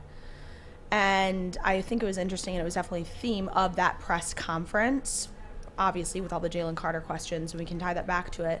But also what I took away from it is the comparison to Hawkinson. So he said, I didn't go shopping around for this to happen. We got the call and it ended up working out. So I think it would be more 75-25. Football personal? Football personal. He has a lot of respect for him. He said that they had a great conversation afterwards, that they both felt good about this decision. And he clearly has respect for him as a person, which is why I'm saying the 25%. Maybe I bump it up to 70-30, but I don't think 60-40. You know, it's interesting. You know, when you say he never backed down from adversity, you know, the problem is Jeff Okudah's adversity was off the field with injuries. It was never on the field adversity that he faced and overcame.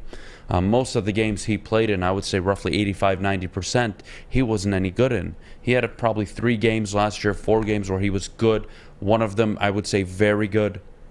And then the rest of his career was adversity off the field with injuries and just not being available. And then last year, getting benched and not playing in the final game of the year with playoff implications. I mean, when we talk about adversity, and this is not to get too much into real life, but you can work hard, guys. You can spend all the hours. You can do all the little things. You can do the right things. And you know what? It still might not work. You still might not win. You can be the kid at 8 years old that picks up a basketball and trains until he's 17, 18 years old. Every day, 5, 6 hours a day. Never, ever, ever misses a day. 100, 200, 3, 4, 5, 6, 800 shots a day. And you might not even make it to college. You can do all the right things sometimes. You can be a good person and tackle adversity and have the mindset to do it. Doesn't mean you're always going to be successful. So you can work the 80-hour-a-week job. You can work all the hours. You can talk the talk, work out in the morning. You can do all of it. You can do all the little things. And sometimes you still lose. And sports, I think, is a perfect example of this. Were the Celtics a bad basketball team last year? No. Wouldn't you say they're one of the most hard-working, disciplined, complete basketball teams in all of the NBA? Yes. They lost in the finals to the Warriors. They didn't win. It's tough to win. It's really tough to win. It's tough to be Jalen Ramsey. Tough to be Sauce Gardner. It's tough to be those guys. It really is. And when you're taken at a position that demands you, number 3 overall, to be that guy, and you never even come close, let alone show a few glimpses, that is taxing mentally. That's what I think. And I think it was the right time too. It was a divorce that needed to happen, and I think for Jeff, a new situation is just much needed. It has nothing to do with the injuries. Yes, the level of play. Yes, but for Jeff Okudah, just to be not even about being the number 3 overall pick, just to be a viable starting corner in the NFL, it wasn't going to be in Detroit. I mean, there was too much not only on his shoulders with the pressure of being drafted number 3, the pressure from the fan base, the pressure that Jeff puts on himself. But now in Atlanta, you can tell if you check out Atlanta, the Falcons' Twitter, how excited people were to get Jeff Okudah. Like it's quite opposite on how Lions fans feel mostly about Jeff. So it's a great place for him. He's in Atlanta, new team, new defense, and this just needed to happen. I mean, kind of I like how you brought up T.J. Hockenson because I think that's a great point too. It's like at some point you just need a refresh. You need a new destination. For T.J. it was Minnesota, and for Jeff it's Atlanta. So who knows what Jeff's career looks like, but this needed to happen. And if his career was going to be turned around, it was never going to be in Detroit. And there's a flip side to this. You can have all the talent in the world. You can be that guy, that girl. You can have all of it. Right. And you can work hard. But, look at the quarterback position. I think the quarterback position is probably the most real-life example of how hard it can be. Look at all the guys in this draft class right now. Who do you think has the strongest arm? Jeff, go ahead. In this draft class? Arm talent-wise. Who do you think has the best arm talent? In this draft class, quarterbacks. Yeah. I would say Anthony Richardson. Wow, okay. So some would say Will Levis. Others would say even C.J. Stroud. But regardless, the point is, playing quarterback isn't just about not getting in trouble off the field. Playing quarterback isn't just about being a leader in the locker room. Playing quarterback isn't just being responsible for everybody around you. Playing quarterback isn't about the arm strength, the accuracy. It's all of those things, yes, in some capacity. It's being able to process decisions. It's being able to process what the hell is going on the field in front of you, and you making the right decision at a fraction of a second while doing all those other things. You know how hard it is to play quarterback in the NFL, let alone at an elite level? Why do you think so many quarterbacks get taken in the top 10, top 15? They just don't work. Some guys can have the looks, the arm, the accuracy, the numbers. They nail all the interviews, and then they get onto the football field, and they just can't process decisions quick enough. And they can't play the position at a high enough level quick enough to extend or prolong their career. Perfect example of this, Zach Wilson. Zach Wilson had the arm talent. Zach Wilson, for the most part, really rode a quiet road to the NFL draft before getting selected number 2 overall. You never heard any character questions or commitment of football or this guy's just the next Aaron Rodgers. All the scouts raving. He gets onto the football field, gets smacked in the face a few times, doesn't take accountability. Red flag. Goes into the next year. Red flag after red flag after red flag. Jimmy Clausen, Brady Quinn, Baker Mayfield, Cam Newton, the list goes on and on and on and on and on. You can go to any of these guys that eventually just fell apart completely. Why? It's hard. And you know what? I'll even say this about who's a prospect I like right now. Let's go with Kalijah Kancey, right? Undersized, doesn't have the arm length that ideally you want in the NFL. All the scouts, let's say in high school and college, were doubting him, right? 3-star recruit, goes to Pitt, works his ass off, all ACC defense, and he could walk into the NFL and be Jerry Tillery very easily. And just like Will Anderson, who was that guy, was the 5-star recruit, was everything at Alabama, was the most productive, could also not be productive in the NFL. And when Brad Holmes says case-by-case basis, I know everybody laughs. It's so true. It is so true. There's so much truth to that because every individual controls their outcome.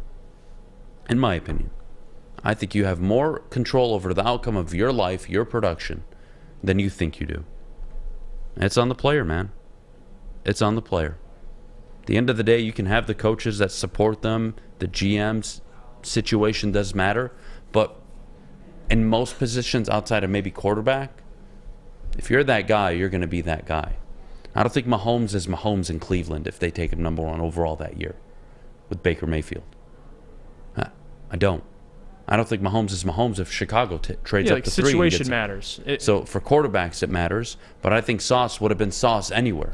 Right. Not just in New York. And I know it's different across all sports. Like, for example, Chauncey Billups, drafted 3rd overall. It was in Boston, but in Detroit, much more valuable. And he won a Finals MVP. Like, so guys can still turn around their careers, but yeah, you're absolutely right. A lot of different things play into it. You could work your absolute tail off, and things might still not go your way. Dude, so even the guys that work early on. Yeah. Cam Newton worked early on. RG3 had one of the best rookie years I've ever watched as a kid. Unlucky. Knee injury. I mean, Andrew never Luck. got back. Andrew Luck's a great example of that. Yeah, like, but he gave you elite years. But still, like, carrying just a bad team but the injuries, to the playoffs. like at the end of the day, it's like how great he was. All right, here's what we're gonna do. Gabby looks just like Zach Wilson. I guess it's the blonde hair, blue eyes thing, maybe. I think we have to do a side-by-side comparison, and I might just be stepping in it here, but I have to do a side-by-side. I'm going to have to get Lucas on that. Okay, I have a question Lucas, for if you. you're watching, please do that. I have a question for you. Yeah. How much would it cost? Oh, God. Okay? Uh-huh. How much would it cost to get Gabby to go full lesbian haircut on us and get Zach Wilson type hair so we can do a side-by-side? You can edit that. I am not cutting my hair. No amount of money. No amount of money. And a free Netflix subscription for 10 years. No, I'm good. That is not valuable at all. I don't pay for my Netflix subscription now. My parents do. Okay. So that is not applicable. We'll figure out something. Ryan, if you're listening to the show right now, get on it, please. Yeah, Ryan and Lucas, can you please get this I really can't back? speak on this because I shave my head for free. So Yeah. no more of that. I learned my lesson from Jeff. Yeah, I'm not shaving my head for free no more. I'm not telling you to shave it. I'm telling you to, Do you see his haircut? Yeah, it's pretty short. I know. Okay, fine. Edit it is. Fine. We'll live with it. Edit. But you have no control over the final edit in production. You have no say. What goes out, goes out. Deal? What shows up on that screen next week, you have no control over. Deal? Deal. Okay. I don't know what I just agreed to. Ryan, put Jamarcus Russell's head on Gabby for this, please. Oh, God. All right. Let's take a break. When we get back, we'll get into some quarterback talk with Bryce Young, their S2 cognition scores. Stroud ranking the lowest, actually, on that list, which is interesting considering we talked about Stroud earlier. And then we'll get to the NBA playoffs. Golden State even up, or it's not even up the series, but they take Game 3 without Draymond. They send a message. I think it's the Warriors series to win. I mentioned to you earlier this week, actually, if the Warriors would win Game 3, I think they take it in 6, and I'm going to roll with that, Jeff. I think they don't go back to Sacramento outside of Game 5. We'll take a break. Solid. But before we go, Jeff, our good friends over at Guardian Alarm. Let me tell you about them. Guardian Alarm, customized solutions from real experts. Their professional technicians take the time to recommend security and automation solutions specific to your needs. You can call them anytime, day or night. Know that a Guardian team member will stay on the phone with you for as long as you need. Call 1-800-STAY-OUT today for more information. You've heard of Gordon Ramsay. You've heard of Bobby Flay. But Thursday night Master Chef Brad Holmes will be in the kitchen with all of the ingredients needed to make a great dish on draft night. Join Woodward Sports for our 3rd annual Woodward Sports Draft Party live at 5th Avenue in Royal Oak. The past 2 years, these parties have been standing room only, so get your tickets early at eventbrite.com. Don't miss out on all the fun with Braylon Edwards, Ryan Ermanni, Neil Rule, Darren McCarty, and the entire Woodward Sports crew. The party starts at 7:30 p.m. Don't miss the biggest draft party in the Motor City, brought to you by the biggest network, Woodward Sports. Introducing the Planet Fitness Guide to getting that post-workout glow. Step 1. What's your why? More epic energy? Better sleep? Blow off steam? Step 2. Join Planet Fitness for just $10 a month and get moving in our clean and spacious clubs. Step 3. Bask in that post-workout glow. Join Planet Fitness today for just $10 a month. Join today at any of the 50-plus Detroit area locations. It's a great day to get some Centron in your life. Okay. There it is. Centron, here we go. Gotta grab the cranberry. Oh wait, it's 2 for $4. Gotta double up with the classic as well. Centron World, baby. Centron, available at select Krogers, and if you wanna know how, go to @CentronWorld.com. You get dope like me. You know what? Why wait?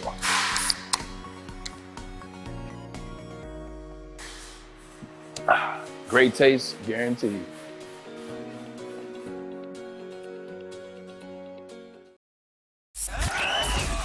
are the network for Detroit by Detroiters. Welcome to the Woodward Sports Network. All right, let me tell you about my good friends over at Custom Health Centers. Guys, are you feeling tired? Low sex drive? Depressed? Unmotivated? Well, our good friends, Dr. Jason and his team at Custom Health Centers have a testosterone optimization therapy that is safe and an effective way to restore your vitality, confidence, and boost your performance and reduce your your chances of heart disease. Give them a call or by visiting them at customhealthcenters.com at 877-965-0910. That's 877-965-0910. We are back here on the Morning Woodward Show, live, woodwardsports.com as always. Make sure you like the video on YouTube. Subscribe to the channel if you haven't already. Jeff, we talked about CJ Stroud earlier. You're very open to the idea. You love the idea of Stroud being there at 6 and the Lions taking him. But I have bad information for you.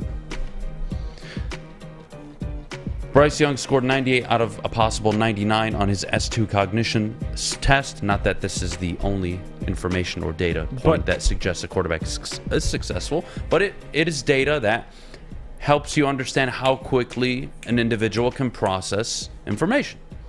And Stroud, among the quarterbacks in the first round, finished dead last. Concerned? And before you can even say concerned, I think we both agree, though, Young going number 1 overall. I think that's a fact. Yeah, now. he's the best quarterback. And the cognition part, I'm not shocked by at all. I mean, he's another checkbox. That was the biggest thing for him coming into the draft is he's the most, not even, we talk about accuracy and creative all that quarterback. Stuff, creativity. But on top of that, cognitively, he's the smartest quarterback. I mean, processing information. So this isn't a shock to me. But what Daniel Jeremiah, and this is on BleacherReport.com too, them talking about some of the other quarterbacks currently in the NFL that have nailed this test. They cite, obviously Patrick Mahomes, Josh Allen. They tested off the charts as well. But another quarterback that went in the 7th round last year that had a Drew Brees-like score, Brock Purdy. So, again, it's not the end-all, be-all, but it is significant to some degree. Well, like if you could process information. What does that mean? What does processing information mean, right? For example, and hear me out, I would love if you could find, in the next minute, find me Trey Lance's cognition score. Find it for me. And then Brock Purdy's. And the idea of processing information in San Francisco is something very difficult. Go for it. Purdy scored in the 95th percentile. Okay. And Lance scored around the 88th to 95th That is a percentile. huge difference. Yeah. So that is a huge difference. Now tell me where Jimmy Garoppolo scored. So Jimmy G, well, they did. It's I guess the Wonderlic test. He scored a 29 on it. Out of what? Is that a good score? I've never heard of that test in my life. Yeah, I gotta. Okay, give me a second to find it. The point is, no worries. The point is, Jimmy Garoppolo. Would you argue, or can you say confidently that he handled Kyle Shanahan's offense very well? Oh, absolutely. Yeah. Okay. Very good. That's very good news for me to hear. Brock Purdy, do you think he did a good job in Kyle Shanahan's offense? Oh, absolutely. All right. Trey Lance, how's he done so far? Well, he hasn't in limited action. He hasn't been healthy, but not ideal. Not ideal. Okay. Yeah. If the Niners are considering shopping him, okay, and they're taking calls, it tells me one thing and one thing only. Trey Lance has not grasped and not processed Kyle Shanahan's offense. Brock Purdy, as a 7th-round pick, as a rookie, was able to walk in, process the offense, understand what's going on, understand what's being asked of him, and delivered exactly that. That's what Kyle Shanahan loves. That's why he got to a Super Bowl with Jimmy Garoppolo.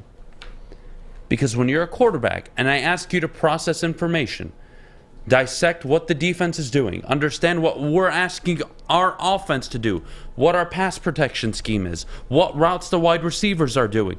Everything matters. And when you process it all at a more quicker, efficient rate, you have more success, typically. It is a very difficult position to play. And to me, that cognition score is just one of many data points, but it's just another layup for why some guys work and some don't. Trey Lance is probably overwhelmed in practice. Trey Lance probably doesn't know when the right move, right time is to check down to Christian McCaffrey. Maybe to Trey Lance, that's the number one option, but to Kyle Shanahan, it isn't. Now, here's an interesting stat I just found. Back when Jared Goff and Carson Wentz were both coming out of the draft, Carson Wentz scored a 40 out of 50 on the Combine's intelligence test. Well, Goff scored a 36 out of 50.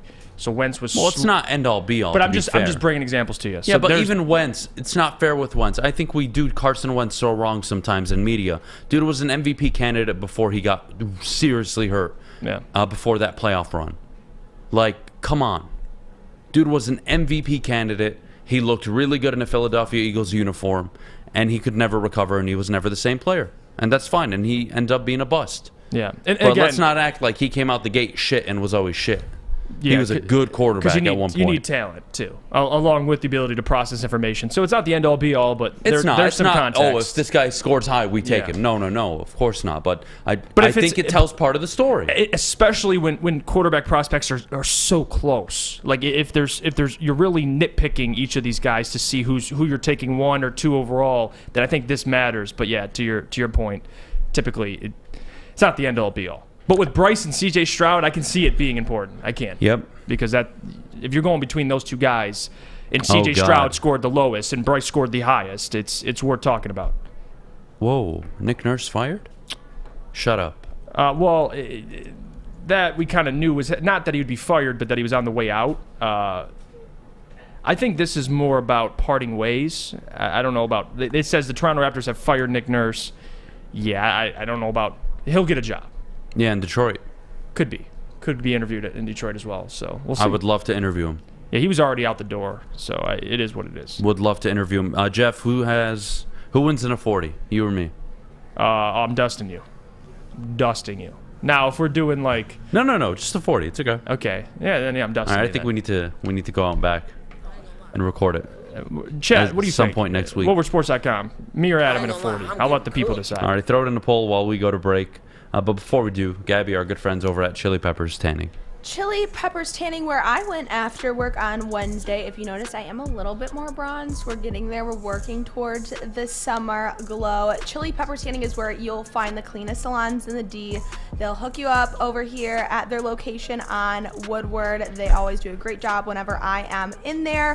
ChiliPeppersTanning.com. Hottest bulbs, hottest deals, darkest tans, your vitamin D headquarters. Walk into any Lady Jane's Haircuts for Men for an award-winning haircut experience and automatically enter for your chance to win not one, but 2 vehicles of your choice, courtesy of Les Stanford Buick GMC of Ferndale. That's right, 2 cars, one for you, one for your wife, your girlfriend, or your best bud. Lady Jane's Haircuts for Men, open 7 days a week. Walk in anytime, sign in, sit down, watch your favorite team play, and before you know it, your hair will be game ready. Let one of our talented, award-winning stylists make you look handsome and clean. Lady Jane's Haircuts for Men. It's wicked awesome. Since the dawn of moving people, Chevrolet has led the way. The world of transportation is changing. At Feldman Chevrolet, we are leading the charge forward. With every electric vehicle, every mile traveled, one Feldman at a time. The company that puts more Chevys on Michigan roads is now the #1 name for Chevy electric vehicles.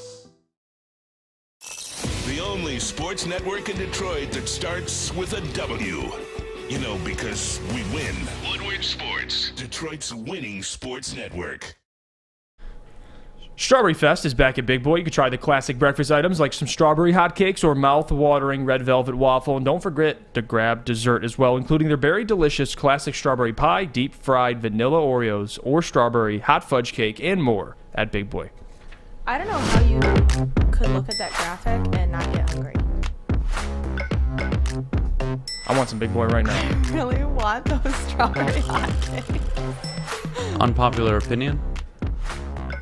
I think pancakes with anything on them are super overrated. I know.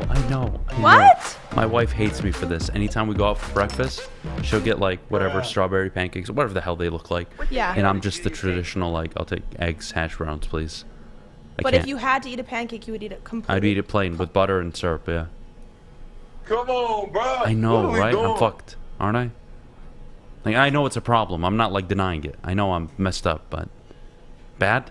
Bad. Yeah, so that graphic doesn't turn me on. And then there's Jeff, who puts everything down his throat, looking at me like I'm crazy. I can't help you. You really jumped on that one. I can't help you. I can't. You open up the menu. Jeff, how do you prefer your pancakes? Well, you prefer them? What do you mean? What does that mean? Like well done? No, like what in them? So you won't eat chocolate chip pancakes? No. Sicko. Blueberry pancakes? No, nothing.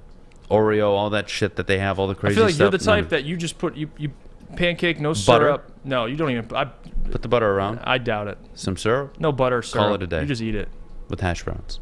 Oh, hash browns are good. You're basic. Yeah. JV on Johnson says, WoodwardSports.com, you're a serial killer. I agree. Honestly, you know what? Yeah, I agree with that. If I wasn't doing sports talk and my life kind of went like in a downward trajectory, I think I'd go on a serial killing spree. Fuck it. Okay, well, honestly, JB, how do you like your pancakes? I like the cinnamon sugar around it as well too. Fruit, definitely gotta have fruit. And strawberries, of course. But yeah, just to eat it plain with just butter around it. Come on, Adam. Come on, man. Look, when I show up to your house, that's wild, man, and I make you watch somebody else getting murdered, all right, Jeffrey Dahmer style, just remember you made fun of me because I don't like pancakes. I prefer them with chocolate chips and bananas. Of course you do. Noah M says Jeff eats his pancakes with a full-length banana on top of them. Oh, 100% he does. He swallows the banana first, then he goes for the pancake. Let them in your throat one time. You sickos, man. Waffle? Are you guys waffle people at least? Jesus. Yeah. Love I mean, waffles. are you... am I a human? Is the sky blue? I mean, yeah. I would agree with all of those things. So, yes, I do. I like waffles. I like normal things. I mean, who is this guy? I don't know. I mean, what are we doing? I don't know anymore. Is I'm the grass questioning my green? life right now. I don't know. I think I should go rent out a cabin in the middle of nowhere and just start killing people. Booner had a waffle for dinner last night. Of course he did. Threw that into the chat. If I was a serial killer, you know what I would do? I would go find the most secluded place in the United States. I'd get a cabin. I'd go on Tinder. I'd lure people out there. I'd tie them up, and I'd release them, and I'd hunt them. Breakfast is my favorite meal of the day. That's just an episode of The Dangerous Game. What is... What is going on? And if I was a billionaire, Pancakes. did you guys all watch Squid Game? Yes. I would be the weird fucks watching the people having to die for money. And you're eating, if I was a billionaire, and you're sitting. I would hold a competition where only one person who would survive. I would hold my own Hunger Games if I was a billionaire. I could see you. I should be killed, honestly. I should not be on this earth. I can see you sitting in an empty room watching it all unfold. Popcorn? No, and my plain fucking pancakes, absolutely. Plain ass pancakes. A little bit of butter and some hash browns. Oh my god. This guy. And then when I would hunt those people, I'd invite the next day and I'd feed them the person.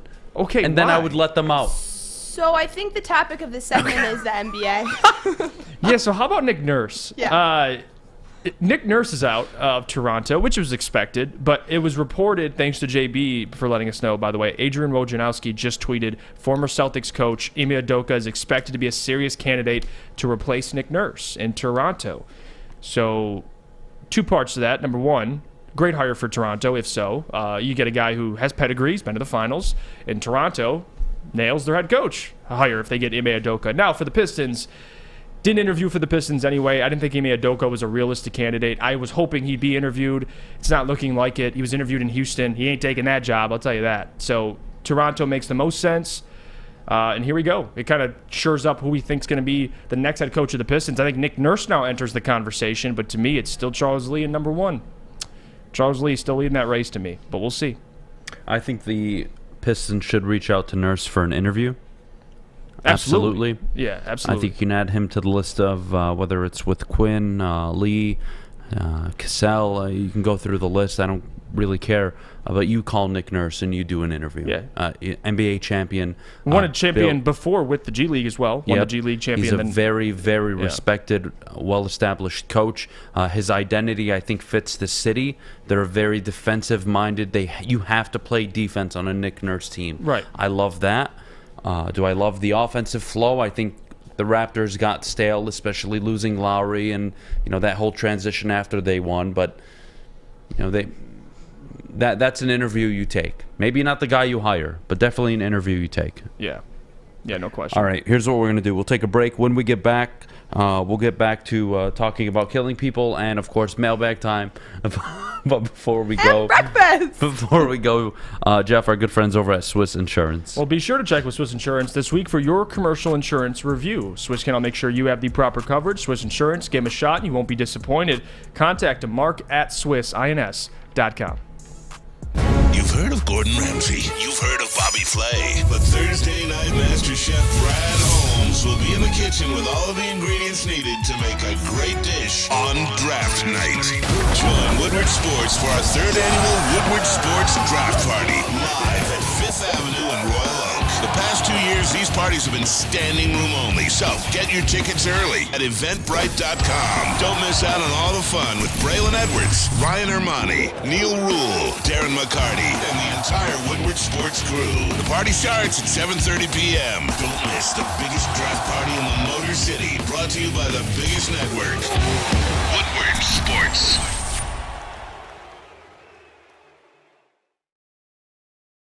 By now you know me, Christina Gennari, as the obvious choice in real estate. And you know my website, soldchristina.com, as your #1 resource for buying or selling your home. Myself, along with my amazing staff, pride ourselves on making your home buying and selling experience a relaxing and easy one. Come see why we are the obvious choice. Christina Gennari at soldchristina.com, the obvious choice in real estate. We don't like to brag that we are the toughest sports network in Detroit. But we do have a guy named Darren McCarty on our side. Lemieux and McCarty, who've had a good knockdown drag up. There they go, right on the whistle. They were talking to one another. Woodward Sports. Welcome back to the Morning Woodward Show on woodwardsports.com. If you are watching on our website, be sure to check out all the great things that we have to offer, including coverage of the Detroit Lions from myself and our beat writer, Matt Broder. Other than that, if you're listening later, please download our podcast and leave a 5-star review, and keep up with us on socials at Woodward Sports on everything. All right, mailbag time. Who would you rather have at 18, a second-tier corner or the best offensive lineman, Jeff?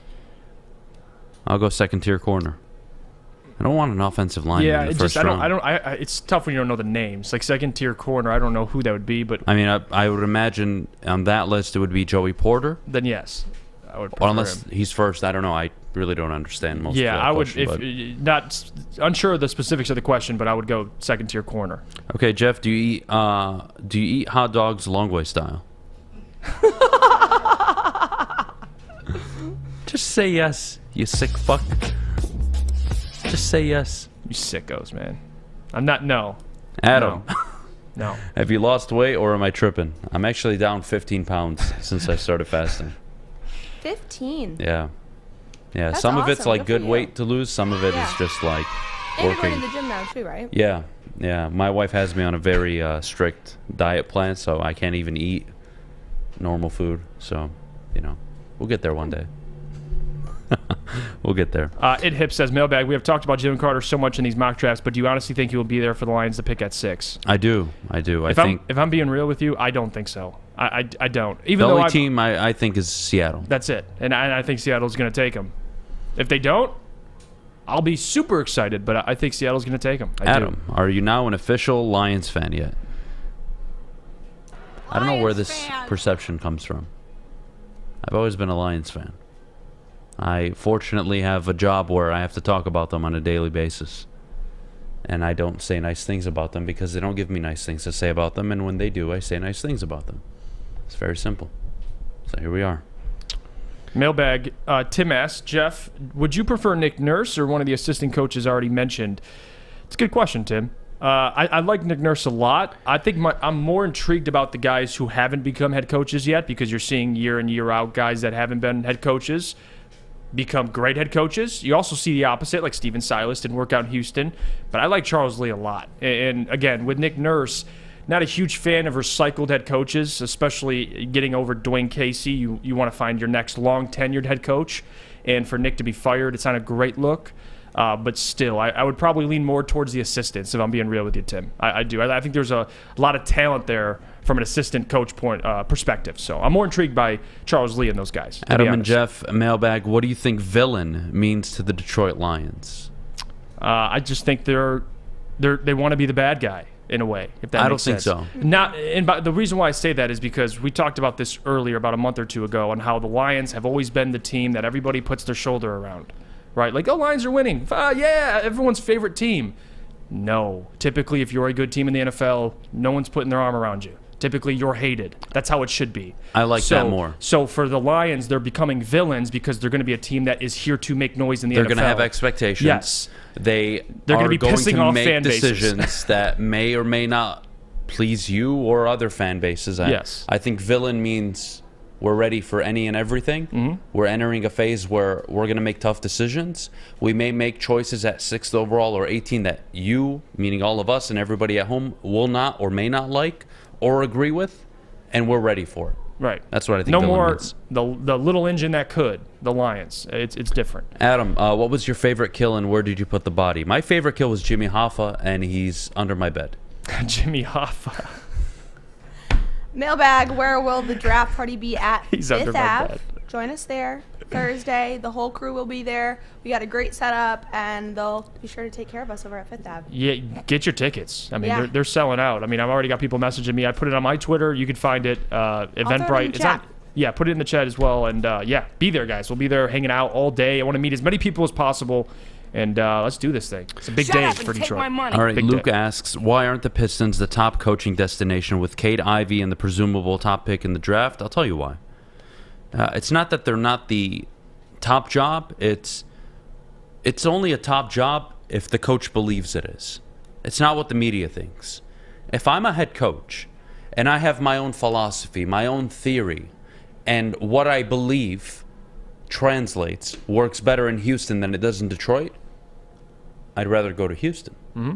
It takes someone who wants to embrace the blue-collar mindset we have here, someone who wants to innovate a backcourt with, well, not only such a young backcourt, but a backcourt that could be one of the best in the league in 2-3 years, with a defensive attitude, with an attitude of, we're going to be able to win games regardless of who's on or off the court because we have a fundamental way of playing the game. Mhm. It takes someone like that, I think, to come to Detroit and make it a great situation. And let's not act like Detroit. I mean, a franchise that's won championships. 3 championships. Yeah, How many teams can say that? One Not of the more many. respected franchises, not recently, but all time in the NBA. It's definitely an attractive job.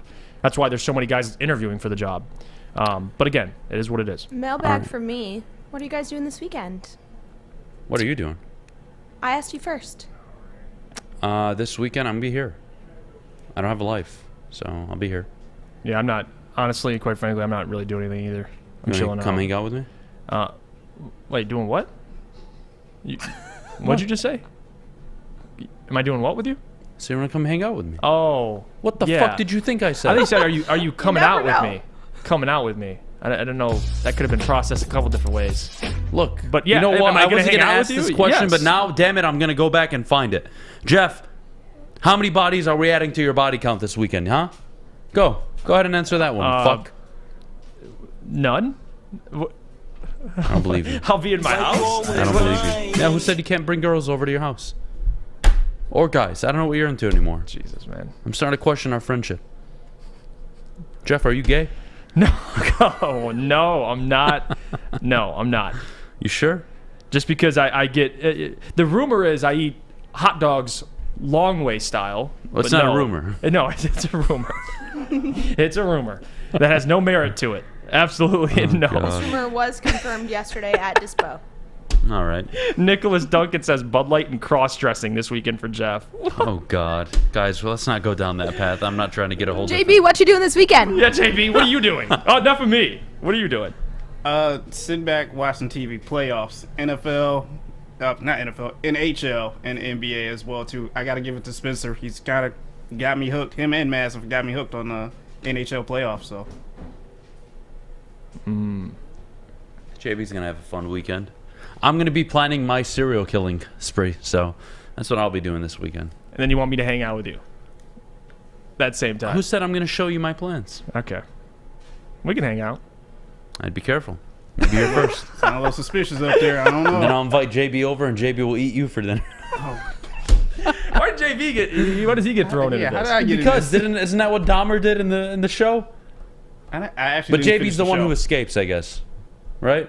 I didn't finish the show, so I don't really know. Oh, I don't know. I didn't watch it. I'm just going off of the rare TikTok reels or whatever you call them that I saw on social media. Oh, well. These comments, man, these questions are just getting sick. All You right, go for started it. this. No, I don't. Who can drink the most alcohol on the show? Gabby, 100%.